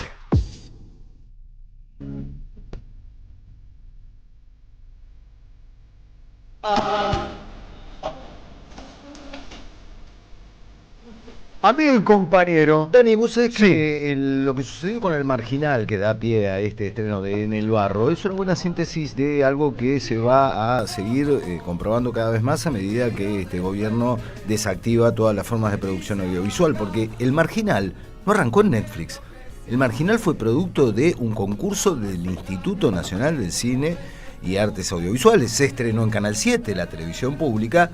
Fue un suceso, fue un éxito, y ahí es donde vino Netflix y se lo llevó. Que es algo que va a seguir sucediendo si el Inca sigue con esta parálisis total y este desfinanciamiento. Por eso es que se estrena hoy en la plataforma Netflix los 8 episodios de la primera temporada de En el Barro, spin-off de aquella historia en la que brillaron especialmente Claudio Ricci como Borges, Nico Furtado como Diosito, en medio de un gran elenco. Y un personaje que creció mucho en el Marginal, que era la esposa de Borges, de Marito, Gladys Guerra de Borges, que es la protagonista o el foco, uno de los focos principales de la serie que comienza hoy, cuando por primera vez la ya viuda de Borges, no te estoy spoileando nada, si viste el Marginal sabés cómo termina el asunto, está por primera vez en cana, detrás de las rejas, siendo una mujer pesada, de armas tomar, que es el avión El Marginal, llevando a cabo lo que había que hacer para sostener el negocio mientras Marito y Diosito estaban adentro. Ante todo, le advierto a los valijeros de la calle Lavalle, esto no es correccional de mujeres, ¿no? Porque lo primero que saltó una de minas en la cárcel, inmediatamente saltó este sueño húmedo de aquellos años 70 y de esa clase de películas. La serie investiga muy seriamente lo que significa para una mujer estar detrás de las rejas, lo que significa para mujeres pobres, para mujeres embarazadas, para mujeres con niños pequeños que pueden tenerlos dentro de la cárcel hasta los 5 años. Entonces hay todo un trasfondo que no solo tiene que ver con el entretenimiento, la historia de cárceles, la historia de mafias, que siempre atrae la atención, sino también un vistazo al mundo carcelario que ya se había visto en El Marginal, pero que aquí toma el rasgo de las múltiples particularidades que tienen estas mujeres, muchas de las cuales están en situación de pobreza, sus maridos, novios, parejas ni siquiera les dan pelota, están dentro de la cárcel y apenas si las visitan, y además están sometidas a un régimen corrupto en el cual vuelve a brillar, como siempre, otra querida oyente de este programa, amiga de la casa, Rita Cortese, como la directora del penal de La Quebrada, vuelve a mostrar de qué está hecha esa gran actriz que tenemos, la rompe toda. Hay apariciones de Gerardo Romano, el famoso director Antín, que está queriendo llegar al Ministerio de Seguridad, como para ver dónde, ¿no?, van llevando los hilos de la realidad argentina dentro de una gran ficción. Aparece María Becerra, ídola de la música, en una situación actoral, y Cecilia Rosetto, que también, de esas mujeres que dignifican la pantalla en cuanto aparecen haciendo el papel de una de las líderes de los dos grupos. Es la primera temporada. Primera temporada, la otra líder es otra gran actriz, Lorena Vega. Digo, se combinan un montón de cosas, una historia interesante, una realidad. ¿Viste cuántos capítulos? Anoche vi todo el primer capítulo. El segundo capítulo lo arranqué, pero ya no podía más. No por la serie, sino por Pero te enganchaste. Me enganché. Ciertamente Sebastián Ortega, productor, creador, sabe lo que hace, y En el Barro tiene todo para hacer una digna continuación del Marginal. 11 y 10 minutos. Vamos a escuchar a José Manuel Ubeira, abogado de Cristina en la causa del intento de homicidio contra ella.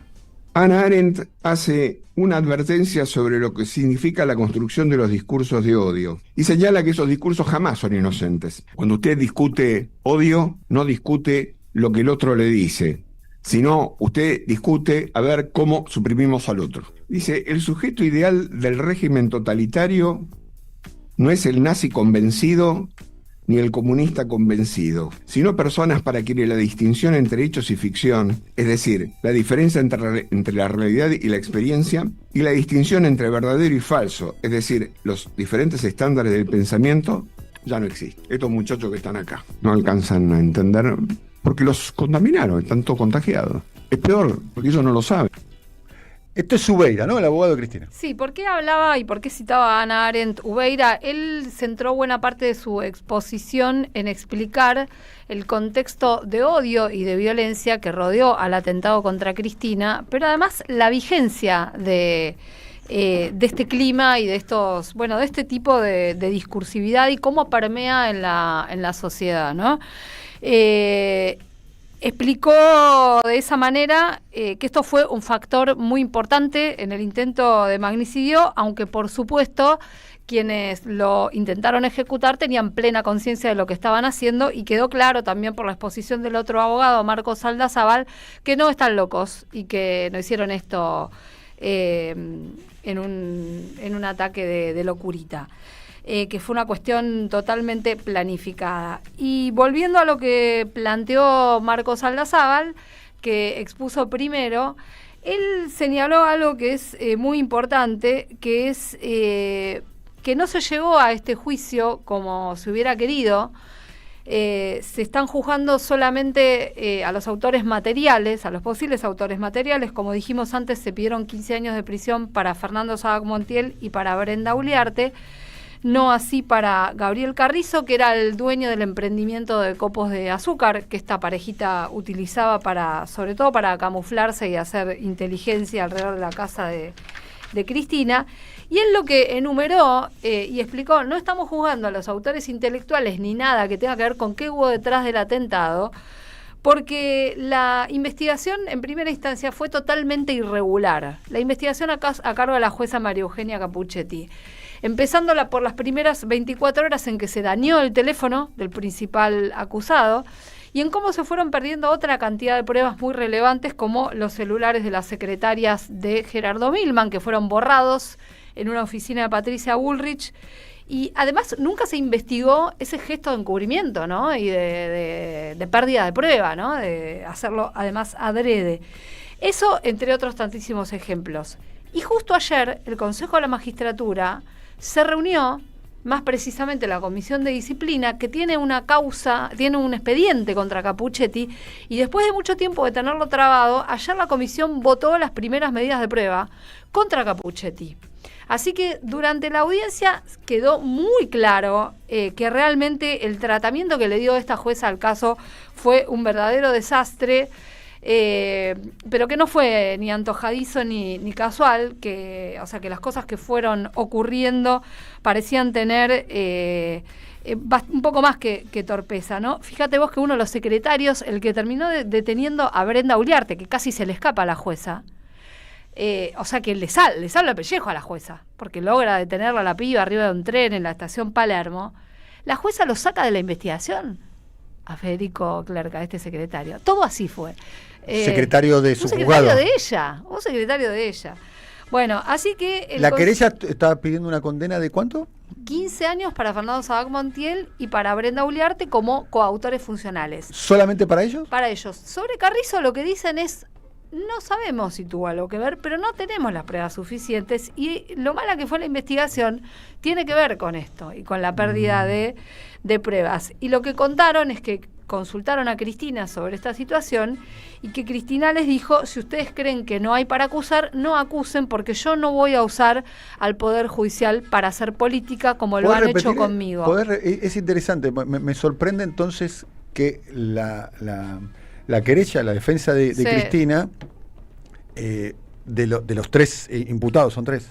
Son tres imputados. De los tres imputados, a uno piden absolverlo. A uno la querella. No acusa. Y cuando los abogados de Cristina van y le consultan a Cristina la información que vos tenés. Cristina dice: yo no uso el derecho penal para hacer política, como lo han hecho conmigo. No lo uso para vengarme. O sea, si ustedes creen que no hay que acusar, no acusen. Textual de Cristina. Textual. O sea, Cristina aplica las garantías del principio de inocencia con una persona que está acusada, eso sí, está acusada de atentar contra su vida. Exactamente. Es el detalle. Para mí es un gran detalle. Es el detalle. Es el gran detalle de todo este proceso, me podría decir. O sea, Cristina, aún en una situación, caramba, ¿no? De una persona que está acusada judicialmente de haber atentado contra su vida, porque está acusada, no condenada. Bueno, y con todos los malos tratos que recibió del sistema de justicia, en este caso inclusive, donde en un comienzo no fue tratado como una víctima, su caso no se trataba como si fuera un hecho de violencia política, era casi le intentaron robar la cartera y la agredieron, ¿viste? Era un poco así el tratamiento que recibía el tema, hasta que llegó a juicio oral, y cuando llegó a juicio oral cambió un poco la situación, y ahí fue cuando Cristina declaró durante unas horas y el enfoque empezó a ser diferente. También se tiene que definir si hay un agravante por violencia de género que pidió la querella. ¿Cuándo se va a conocer el resultado? Mira, no sabemos la fecha exacta, pero faltan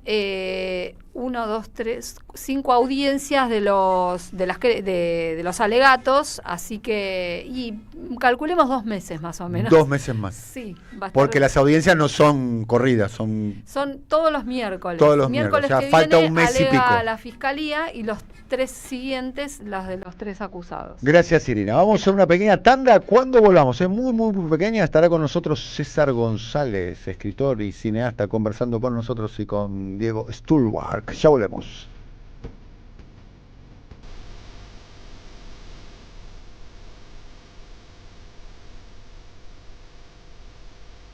Siempre Sol, con Daniel Tonietti.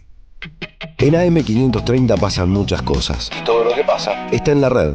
Somos Radio AM530 en Facebook. Entérate de lo que pasa. AM530. Somos redes. Somos radio. Avellaneda, mi lugar, nuestra casa.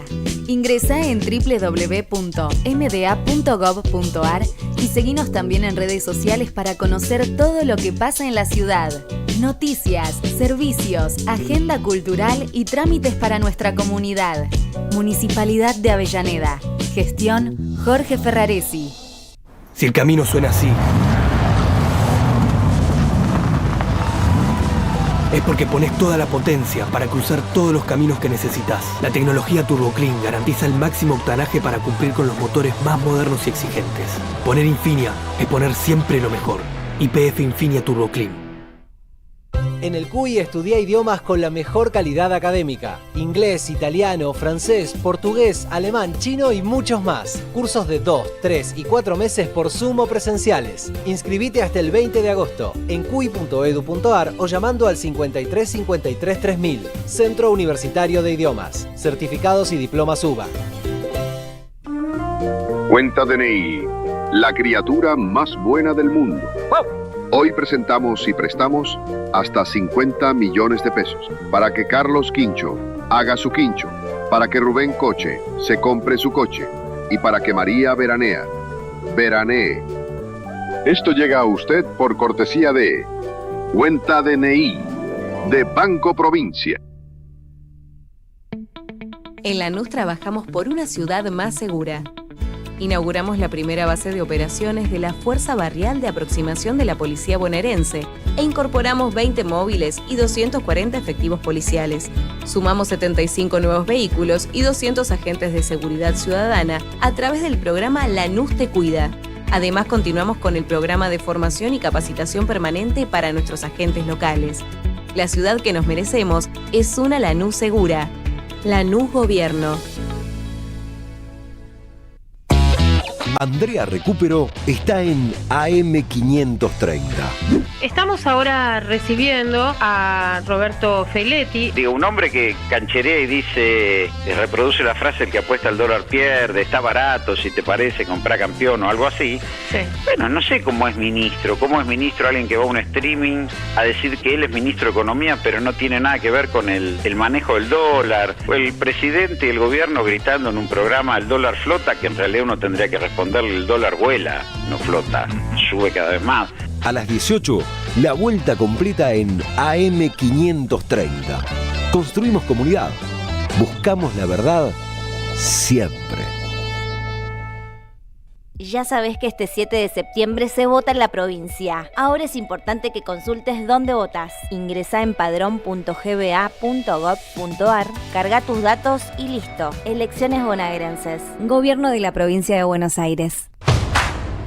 La Ley 27.675 amplió los derechos de las personas con VIH, hepatitis virales, infecciones de transmisión sexual y tuberculosis, garantizando respuesta integral que incluye prevención, diagnóstico y tratamiento, prohibición de pruebas de VIH en el trabajo, jubilación especial y pensión según requisitos, y leche gratuita por 18 meses para bebés de personas con VIH. El primer paso para defender nuestros derechos es conocerlos. por una Argentina inclusiva, un proyecto de alcance nacional realizado por Amar Córdoba, Fundación por una Sociedad Empoderada de Lanús, Fundación Rumbos de Ramallo, Redes Nuevas Fronteras de Mendoza y Red de Personas Viviendo con VIH de Mar del Plata.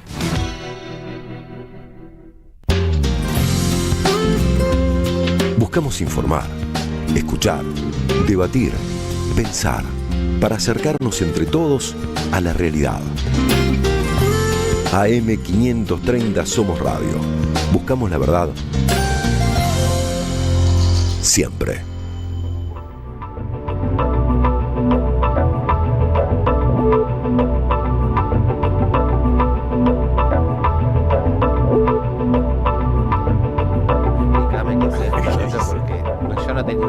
Ni internet conocía en esa época.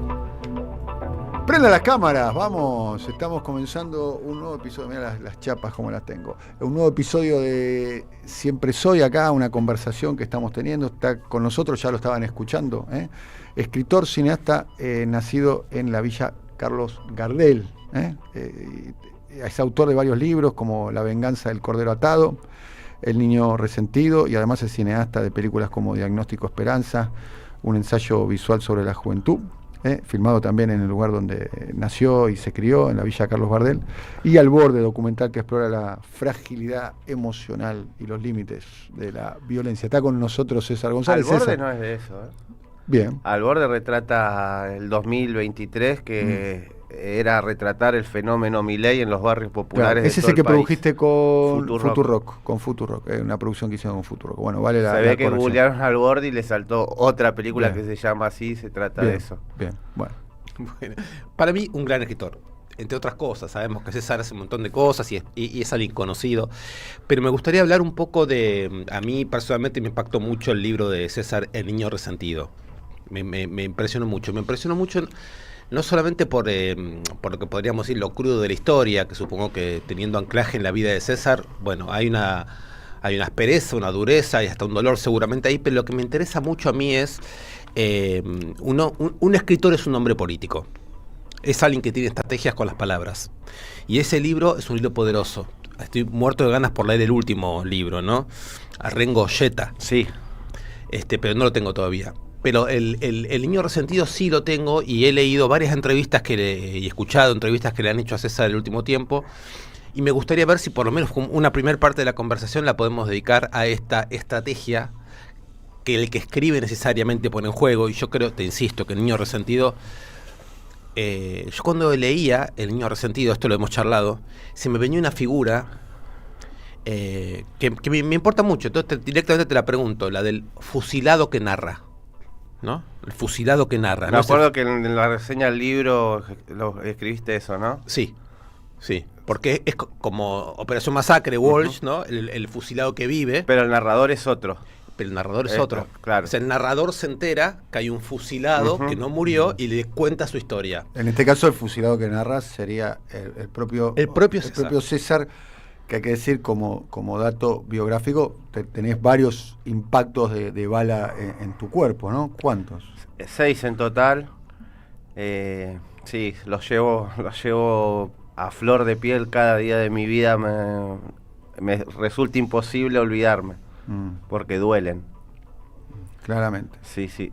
Así no, lo del fusilamiento es real, y no en una ocasión encima. En 2 ocasiones diferentes. Después vos fuiste detenido, fuiste a un hospital, después fuiste a un penal, un poco, ese es un sí, poco al primer instituto de menores porque era menor. Sí. Ese fue el fusilamiento. El segundo, el de cuando me los dieron en las piernas, yo recuerdo que me bajo de la camioneta en la que veníamos, con la policía atrás persiguiéndonos, y me acuerdo tener a los policías enfrente mío apuntándome, y para mí hubo una fuerza sobrenatural que les bajó las armas y dispararon a las piernas, porque si no, no explico por qué no me... Eso es el final del niño resentido. Sí. Un fusilamiento, una escena de fusilamiento con todas las de la ley. ¿Una fuerza natural? Sobrenatural. ¿Las fuerzas del cielo? Sí. Al final. No, creo que las fuerzas del infierno, para mí. Claro. Las mías fueron las fuerzas del infierno. Sí. Está bien. Mi abuela diría que fueron las del cielo, obviamente. Sí. A mí me interesa mucho la cuestión del fusilado que narra, que se puede narrar a sí mismo, porque normalmente el fusilado ya no está para narrar, ¿no? Pero ahí, ¿cómo se llega de fusilado a narrador? Sería una primera pregunta, si querés. Mira, para mí hubo mucho conflicto interno mío porque había leído siempre a muchos autores de la filosofía o de la crítica literaria, donde se instaló como un lugar común de que las autobiografías no son tan artísticas y que son hasta como una especie de lujo burgués, decía Frank Fanon, por ejemplo, que detestaba las autobiografías, pero hasta que empezó a leer, no sé, autobiografía de pares de semejante, Aimé Césaire, Sangor, ¿no? Los de la negritud. Yo también creía que, tenía ese conflicto como que, no es literatura hablar de una propia biografía, pero dije, no, ese es un problema burgués. Son los burgueses hablando entre ellos mismos, diciendo, el crítico que es burgués, leyendo un autor burgués, y sí, está bien. Pero para una clase social como la mía, de la que vengo, ¿no? De un país del tercer mundo, en una villa, o sea, tercer mundo, un primer signo de pobreza, y encima en eso, en una villa, no es lo mismo. La biografía de un villero no se la puede considerar como una literatura del yo. Entonces, creo que para esta literatura, la literatura que provenga de los barrios populares, que provenga de los lugares carcelarios, tiene que ser pensada con nuevas categorías, con categorías que no están. No se puede, para mí, categorizar la literatura villera con los términos de la literatura burguesa, que es la literatura universal, podríamos decir.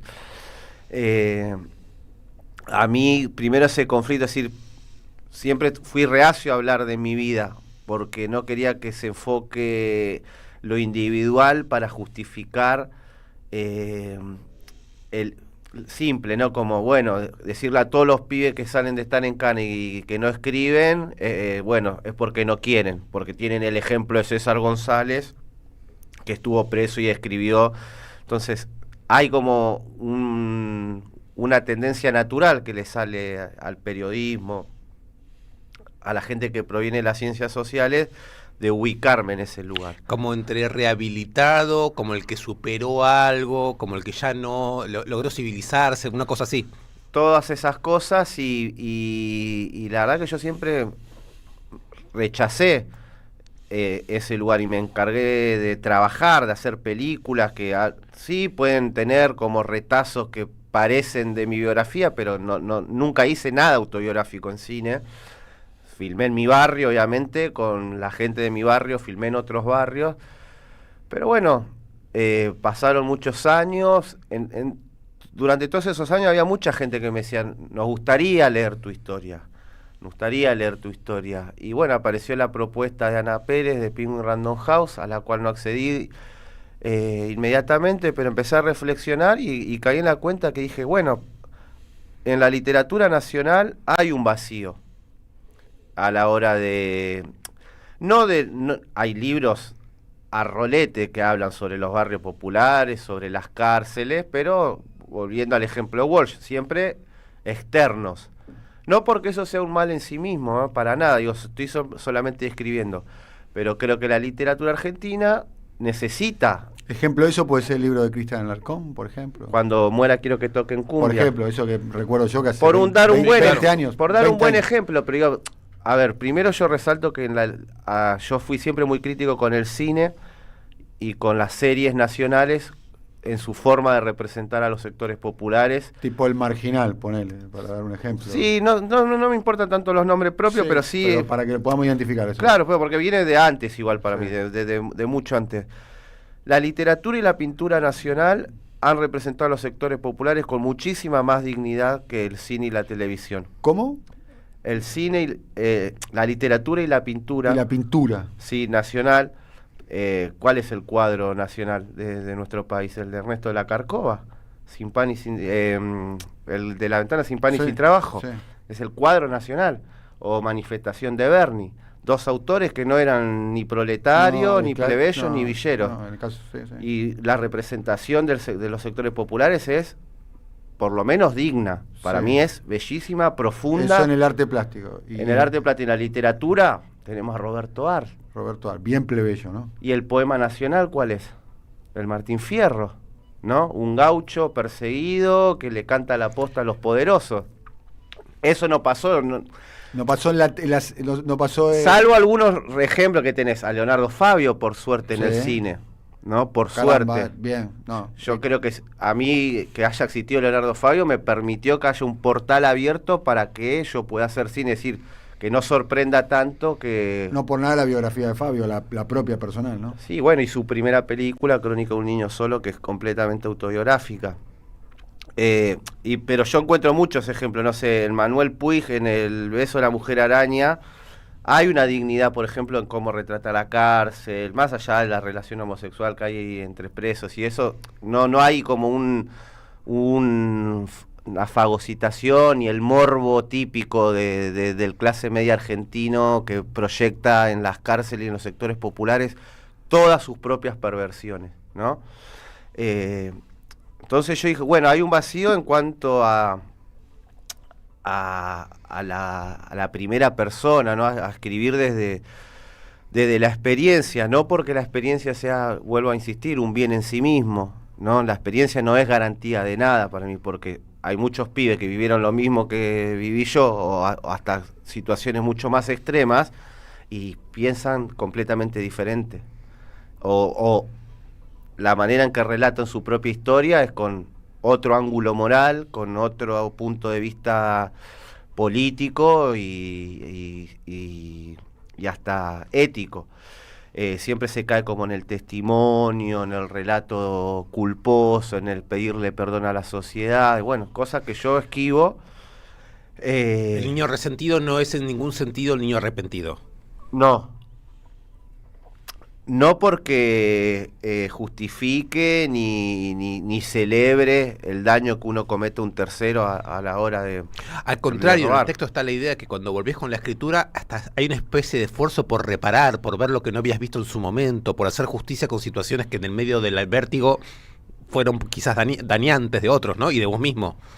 Sin duda, y yo lo que digo es que en este país tan hermoso, donde hay tanta gente que piensa y quiere profundizar y es sensible, se han perdido de un montón de cosas que tiene que ver para mí con una flaqueza perceptiva o con una especie de, no sé, de falta de tacto, porque conozco gente que trabaja hace 20 años en los barrios, 30 años en los barrios, y no ven lo que está pasando en los barrios. Pregunta ahí, importante para mí. No sé si te va a interesar a vos, Dani, pero el focus group, ¿no? Esta gran tecnología que permite entrevistar personas, digamos así, de otros mundos, para poder captar lo que la sociedad piensa. ¿Es una buena táctica para resolver ese problema o es algo que tenemos que mirar con una cierta suspicacia? ¿Qué pensás vos? Focus group, decís agarrar a un grupo de personas y bueno... Es una técnica de investigación de opinión pública. Sí. O sea, agarrar a personas diversas que quizás no se conocen entre ellas. Exacto. Y hacerle preguntas y a partir de preguntas determinar que es una corriente de pensamiento. Técnica dominante en cierta sociología actual. En la política, están los estudios, los cuantitativos, que son los porcentajes, y después los cualitativos, que son los focus. Claro, bueno, yo he hecho focus group para decidir los títulos de mis libros, por ejemplo. Pero lo hiciste con un grupo de amigos. Claro, sería un focus group eso. Es un focus vos te juntás con un grupo de amigos con los cuales vos tenés confianza, afinidad, que te parece que te pueden dar, y decís, che, estoy pensando esto. Bueno, así los dos títulos de mis dos libros, tenía varios títulos que barajaba y los terminé definiendo haciendo focus group con mis amigos. ¿Qué eligió el niño resentido? ¿Quién lo eligió? ¿Lo elegiste vos? Ese lo elegí más yo porque... Pero lo tiraste en el focus. El focus decía que no, viste, porque el resentido incomoda, y como veía que incomodaba tanto y molestaba tanto, es ese. Y Rengoyeta sí me ayudaron más mis amigos a decidir. Rengoyeta es, vos quedaste con una pierna, lo hemos hablado, sí. Y vos cuando te entrevisté en una entrevista que va a ser publicada dentro de poco en Truco Gallo TV, el canal que tenemos con Sayati y con Pablo Ibáñez, donde trabaja también el compañero Stulbach, la entrevista que hicimos. Yo detecté que tenías un problema. Tengo toda la pierna llena de clavos. No es que detectaste, o sea, brota. Claramente. Bien, y quiero preguntarte por eso, no por ese hecho puntual, digamos. Teniendo en cuenta, a vos cuando te produce ese tiroteo que terminás detenido y demás, tenías... 16 años. 16 años. Y el primer balazo 15. Y recuperás tu libertad, digamos. A los 21. A los 21. O sea, de los 16 a los 21, durante una etapa tan virtuosa de la vida, tan elemental, vos estuviste detenido. Vos estuviste detenido. Por eso, sí. En un periodo, y me gustaría detenerme en este punto, digamos, en el contexto social histórico. ¿Eso fue en qué año? 2005, caigo preso yo y salgo en el 2010. En el 2010, 2005, 2010. Sí. Otro momento social histórico de la Argentina. Otro viento de época. Otro viento de época completamente, dicho sea de paso. Y además, ¿de dónde venís vos? De la Villa Carlos Gardel, que es una villa que fue, digamos, en particularmente, fue, no sé si el término adecuado es urbanizada. Urbanizada, y fue la mejor urbanización que se hizo en la República Argentina, premiada por la ONU. Bueno, vos lo estás diciendo vos con más contundencia. Eso en el 2009, 2010 recién. Por eso, recuerdo que Néstor Kirchner fue ahí. Sí, yo estuve cuando fue Néstor a inaugurar. Lo tuve ahí nomás. ¿Querés contar en medio de los monoblocks? ¿Cómo fue el evento ese? En medio de los monoblocks, que ya de por sí, viste, era como en una zona como casi, ¿cómo? Viste, tierra de nadie, no es que la hicieron en una zona tranquila del barrio, no sé quién lo decidió, pero fue en medio de los monoblocks, es decir, tenía... Yo lo que pensaba de tanto verlo de Kennedy, viste, decía, no, acá puede haber disparar de 2000 francotiradores, porque era en un punto... Verlo de Kennedy, el asesinato a Kennedy. Claro, porque estaba el escenario acá y estaban los monoblocks, todos los monoblocks así rodeando. Vos estabas pensando quién le puede disparar a Néstor. Claro, porque sabía, dije, no es que gustaba la policía, ni hubo inteligencia, y estaban los francotiradores propios en los techos. No, fue como bastante... popular, libre, tacto, o sea, se paseó por el barrio, Néstor, Cristina, Martín Sabatella, que era el intendente en ese momento de Morón. Un acto muy lindo, porque la verdad que pasar de vivir en una villa miseria a tener una casa de cemento con techo de losa, lo que para millones de personas es lo normal, ¿viste? A mí me pasa eso con la literatura. Ustedes son muchos hermanos, ¿no? Encima somos 9 hermanos. A mí me pasa mucho eso con la literatura, me pasa eso mucho con el cine. A veces digo, es una obsesión, tendría que ir a tratarme, porque no puedo estar siempre obsesionado con...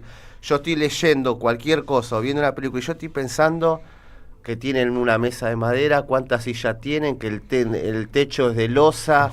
Yo estoy pensando en eso. Si sale agua de la canilla, cosas que no las guionan. No guionan eso. Pero para mí lo primero que me fijo, lo material. Y para los autores, eso está dado. No describen la casa porque ya la casa está naturalizada, que es con pieza, que cada hermano tiene su pieza propia. Lo que está naturalizado, para mí digo, no, pero para llegar hasta ahí hay un montón para analizar y pensar previamente, pero nadie lo piensa.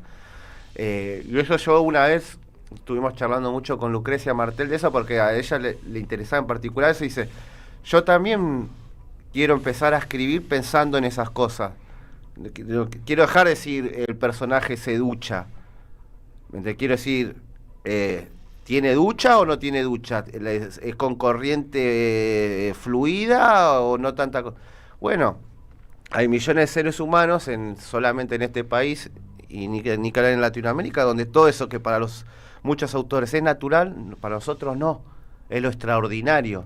Yo conocí una ducha con presión en Cana.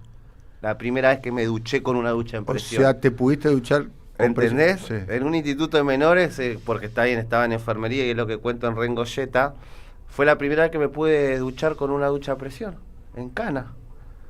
Porque hasta que se urbanizó el barrio, ¿Y cuando se urbanizó el barrio? Ahí sí. Pero yo no lo conocía hasta que salí de estar en libertad. ¿Tu mamá sigue viviendo en la misma casa? Sí, mi abuela. ¿En la misma casa cambió urbanizada? la vida, sí. Nos cambió la vida.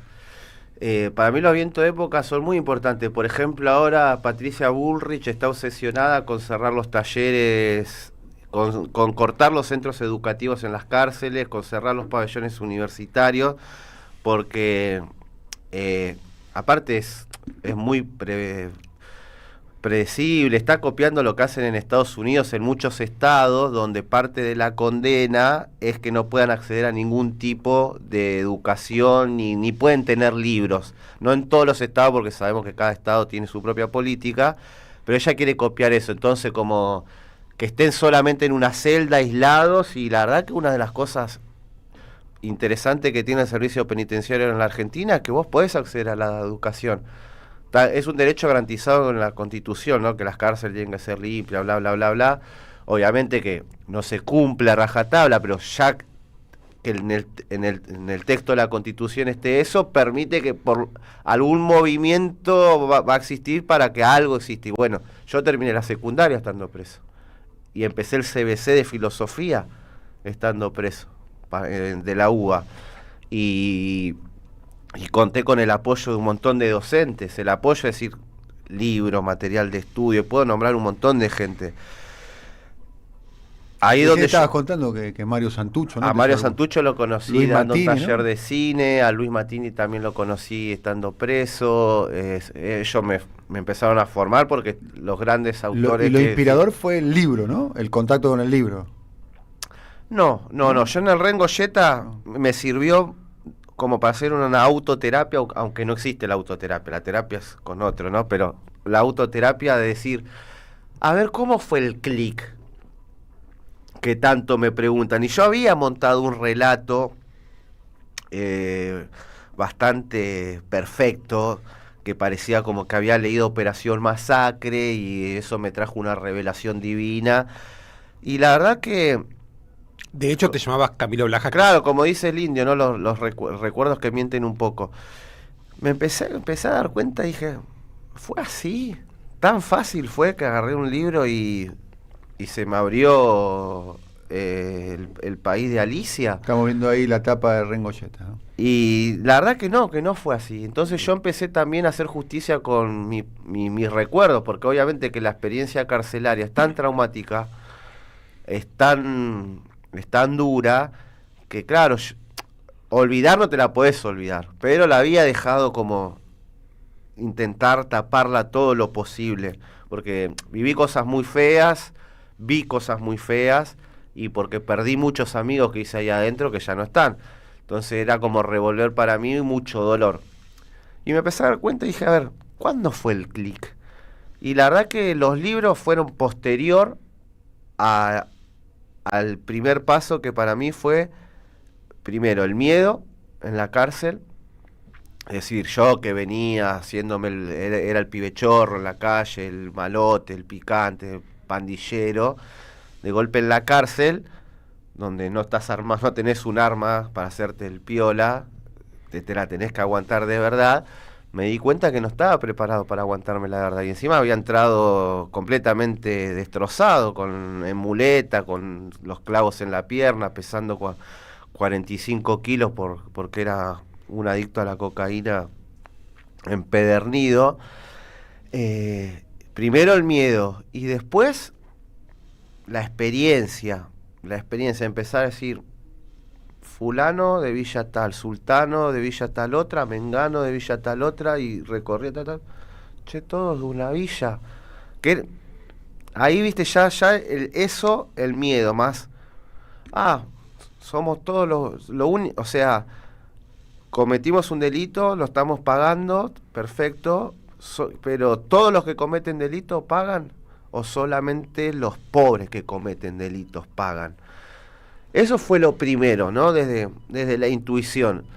Después yo cuento en Rengoyeta, no voy a decir cuál fue el caso, pero yo conozco unos pibes de clase alta que caen en el instituto donde estábamos nosotros, porque supuestamente habían asesinado a otro par de ellos a la salida de un boliche, viste, con estos casos que suelen pasar, como el de los rugby, y eran rugby encima, dos pibes, rubiecitos, dos querubines, ¿no? Y primero, los mandan a la celda de enfermería donde estábamos nosotros, con un resguardo físico total, le dejaban pasar celular, le dejaban pasar una guitarra criolla, le dejaban pasar lo que quisieran, comida de la calle. Vos decís, un pibe de la villa que caiga por robar un celular no va a acceder pero ni al 0,001% de los que están accediendo estos pibes. Entonces era la vista gorda de los guardias, la vista gorda del Poder Judicial. Cuando yo vi eso, me di cuenta yo mismo, después de 15, 20 años, que ahí fue el clic. Y que los libros sirvieron para materializar eso que por el momento era una fuerza, si se quiere, una potencia. Dije, o sea, está bien, yo tuve por un delito grave como es secuestro. Me recontraverduguearon, les importó un carajo las condiciones físicas, me tiraron como una rata en una celda. Un homicidio es peor que un secuestro. Y estos pibes tuvieron 18 días y se fueron en libertad. Uno tenía 4 abogados y el otro tenía 2.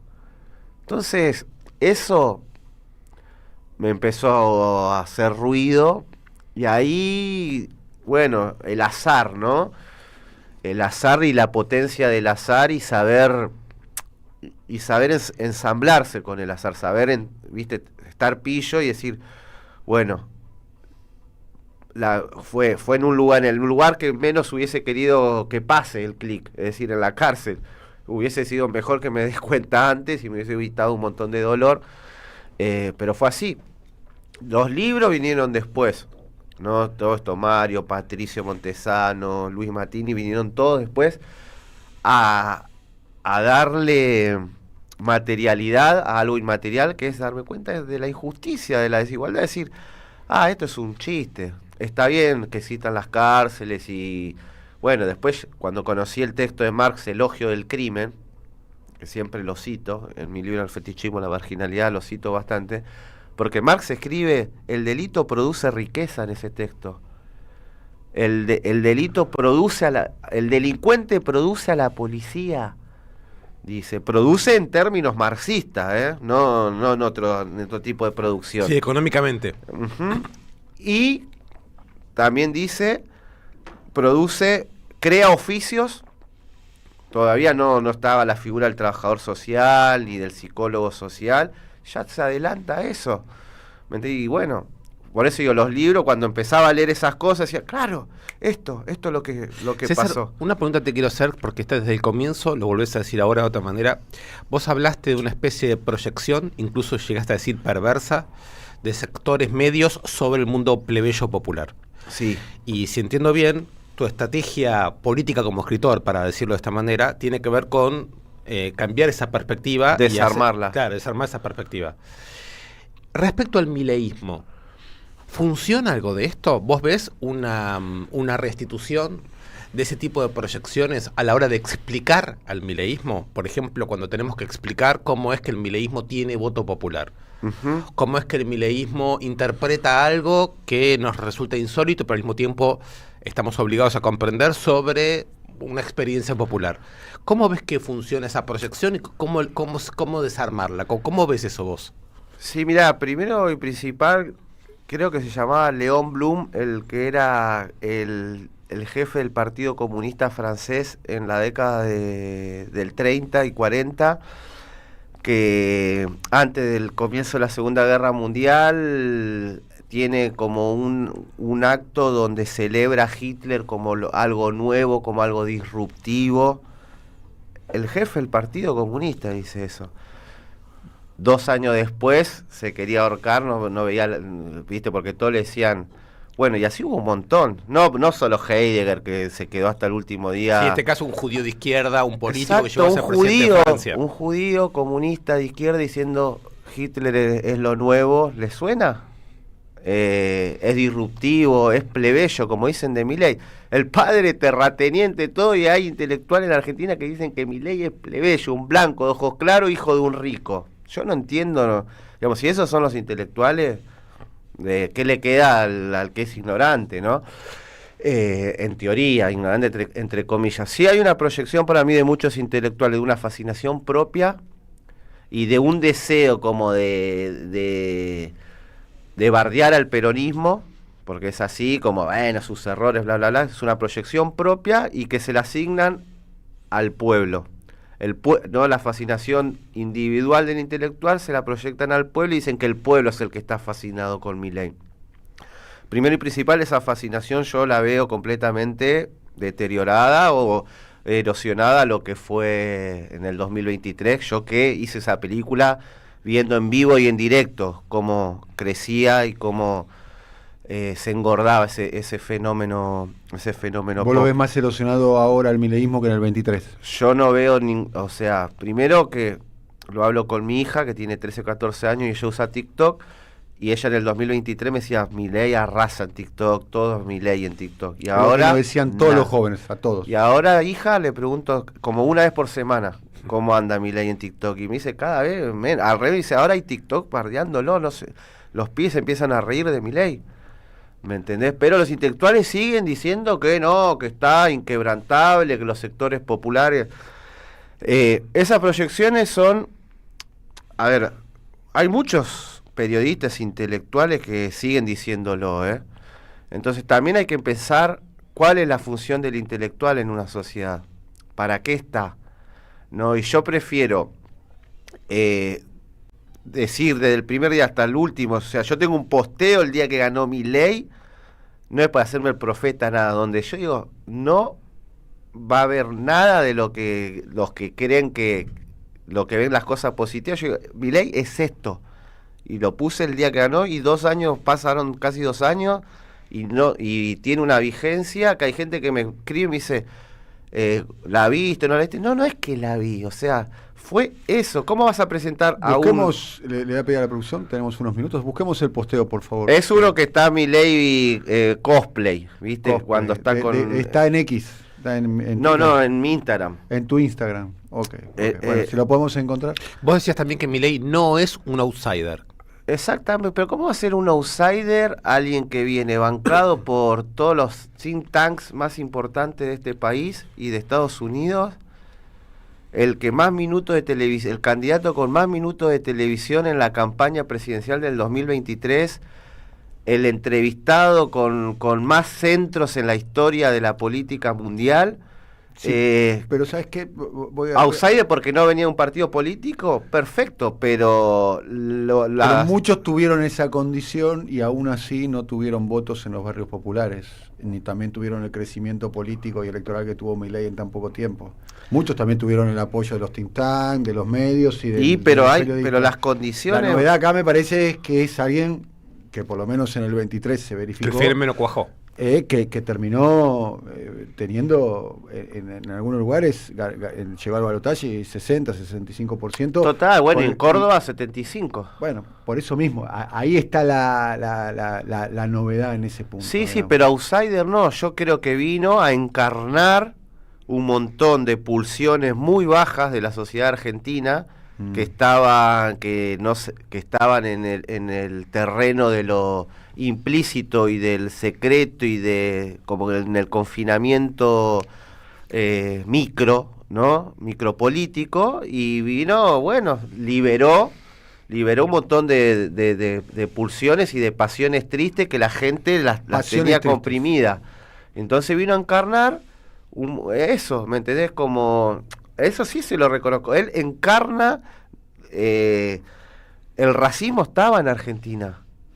El odio al diferente, el odio al discapacitado, el odio al jubilado, eso estaba, no lo inventó Milei, simplemente él viene... Le dio curso. Exactamente, y lo puso en la mesa, y lo que sí es para agradecerle es que le da una oportunidad a la historia de una ruptura. O sea, ahora tenemos una excusa perfecta para tener nuevos gobiernos que realmente vayan para adelante.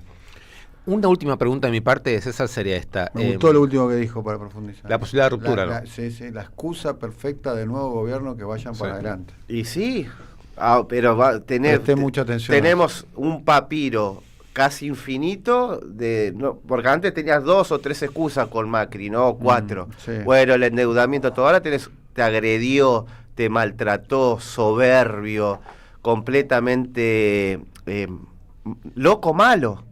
Están los locos buenos, este es loco malo, ¿me entendés? O el loco artista, está el locura el loco poeta, la locura es re importante, la locura hizo evolucionar a la humanidad. Este es el posteo, agradecemos mucho ahí a nuestros compañeros. Este es el posteo. El superhombre. El superhombre. No leo de acá sin anteojos. Está muy bien, nosotros tampoco leemos. Bueno, me lo mandaron. ¿Lo leo? Si lo llegás a leer, con anteojos sí. Dale. El superhombre, el panelista gritón devenido patriarca de los enviados del cielo, el anticasta apadrinado por Macri, el dueño de la casta, el economista chanta, plagiador del libro, de ser un país respetado y reconocido internacionalmente por nuestra cultura y labor en derechos humanos, a ser gobernado por un autoritario, por un ser desagradable, intolerante y reacio a la belleza. Muchos lo eligieron ante el cansancio por la inflación y el deterioro económico, pero hay una base sólida de su electorado que lo votó a conciencia, queriendo violencia, que maten zurdos, que vuelvan a colgar el cuadro de Videla en la ESMA, que se destruya por el solo hecho de destruir. Ni asumió y ya habla de rematar los recursos naturales de nuestro país, YPF. También lo votaron los que fueron a una escuela pública, los que usan un hospital público, los que reciben la UH, el potencial trabajo, la beca Progresar. Votaron ser despojados de sus propios derechos. Ya se olfatea la persecución ideológica, la sed de revancha. Se viene la libertad, que solo es más libertad empresarial para explotar. Libertad, pero solo para los patrones, para los dueños, libertad para arrojar a millones a la miseria, libertad para que las fuerzas de seguridad repriman a su antojo a los trabajadores y a los nuevos desocupados que se rebelen. Revivieron todos los monstruos torturadores, festeja el pobre que se cree rico por votar a un rico. Festejan los cuarteles, los milicos que violaban adolescentes y tiraban gente viva al mar. Festejan los que se van a robar todos nuestros recursos naturales. En la política, donde todo es conflicto y contingencia, también prima la lógica. Destruir fue su eslogan permanente. ¿Pero a quién? Destruirnos a nosotros. Destruir los lazos sociales, la solidaridad, la ternura. Nunca una sociedad fue tan advertida del abismo que la espera. 20 de noviembre de 2023. 20 de noviembre del 2023, ni siquiera había asumido. Sí, ni siquiera había asumido. Era el día posterior al triunfo de Milei, ¿no? ¿No? Creo, sí. El día posterior al triunfo de Milei. Bueno, estamos terminando. Está César González, te agradecemos mucho. Siempre es un placer conversar con vos, Diego. Yo me quedé con una pregunta que no hice, ya no la hago, pero hago el comentario brevemente. César tiene una entrevista, un comentario que me sorprendió mucho, que él dice algo así como que le interesa el psicoanálisis, porque con el psicoanálisis la palabra cura o la palabra sana o la palabra ayuda, pero que es la palabra de otro. Y dice algo así como sanar con literatura o una literatura que sana.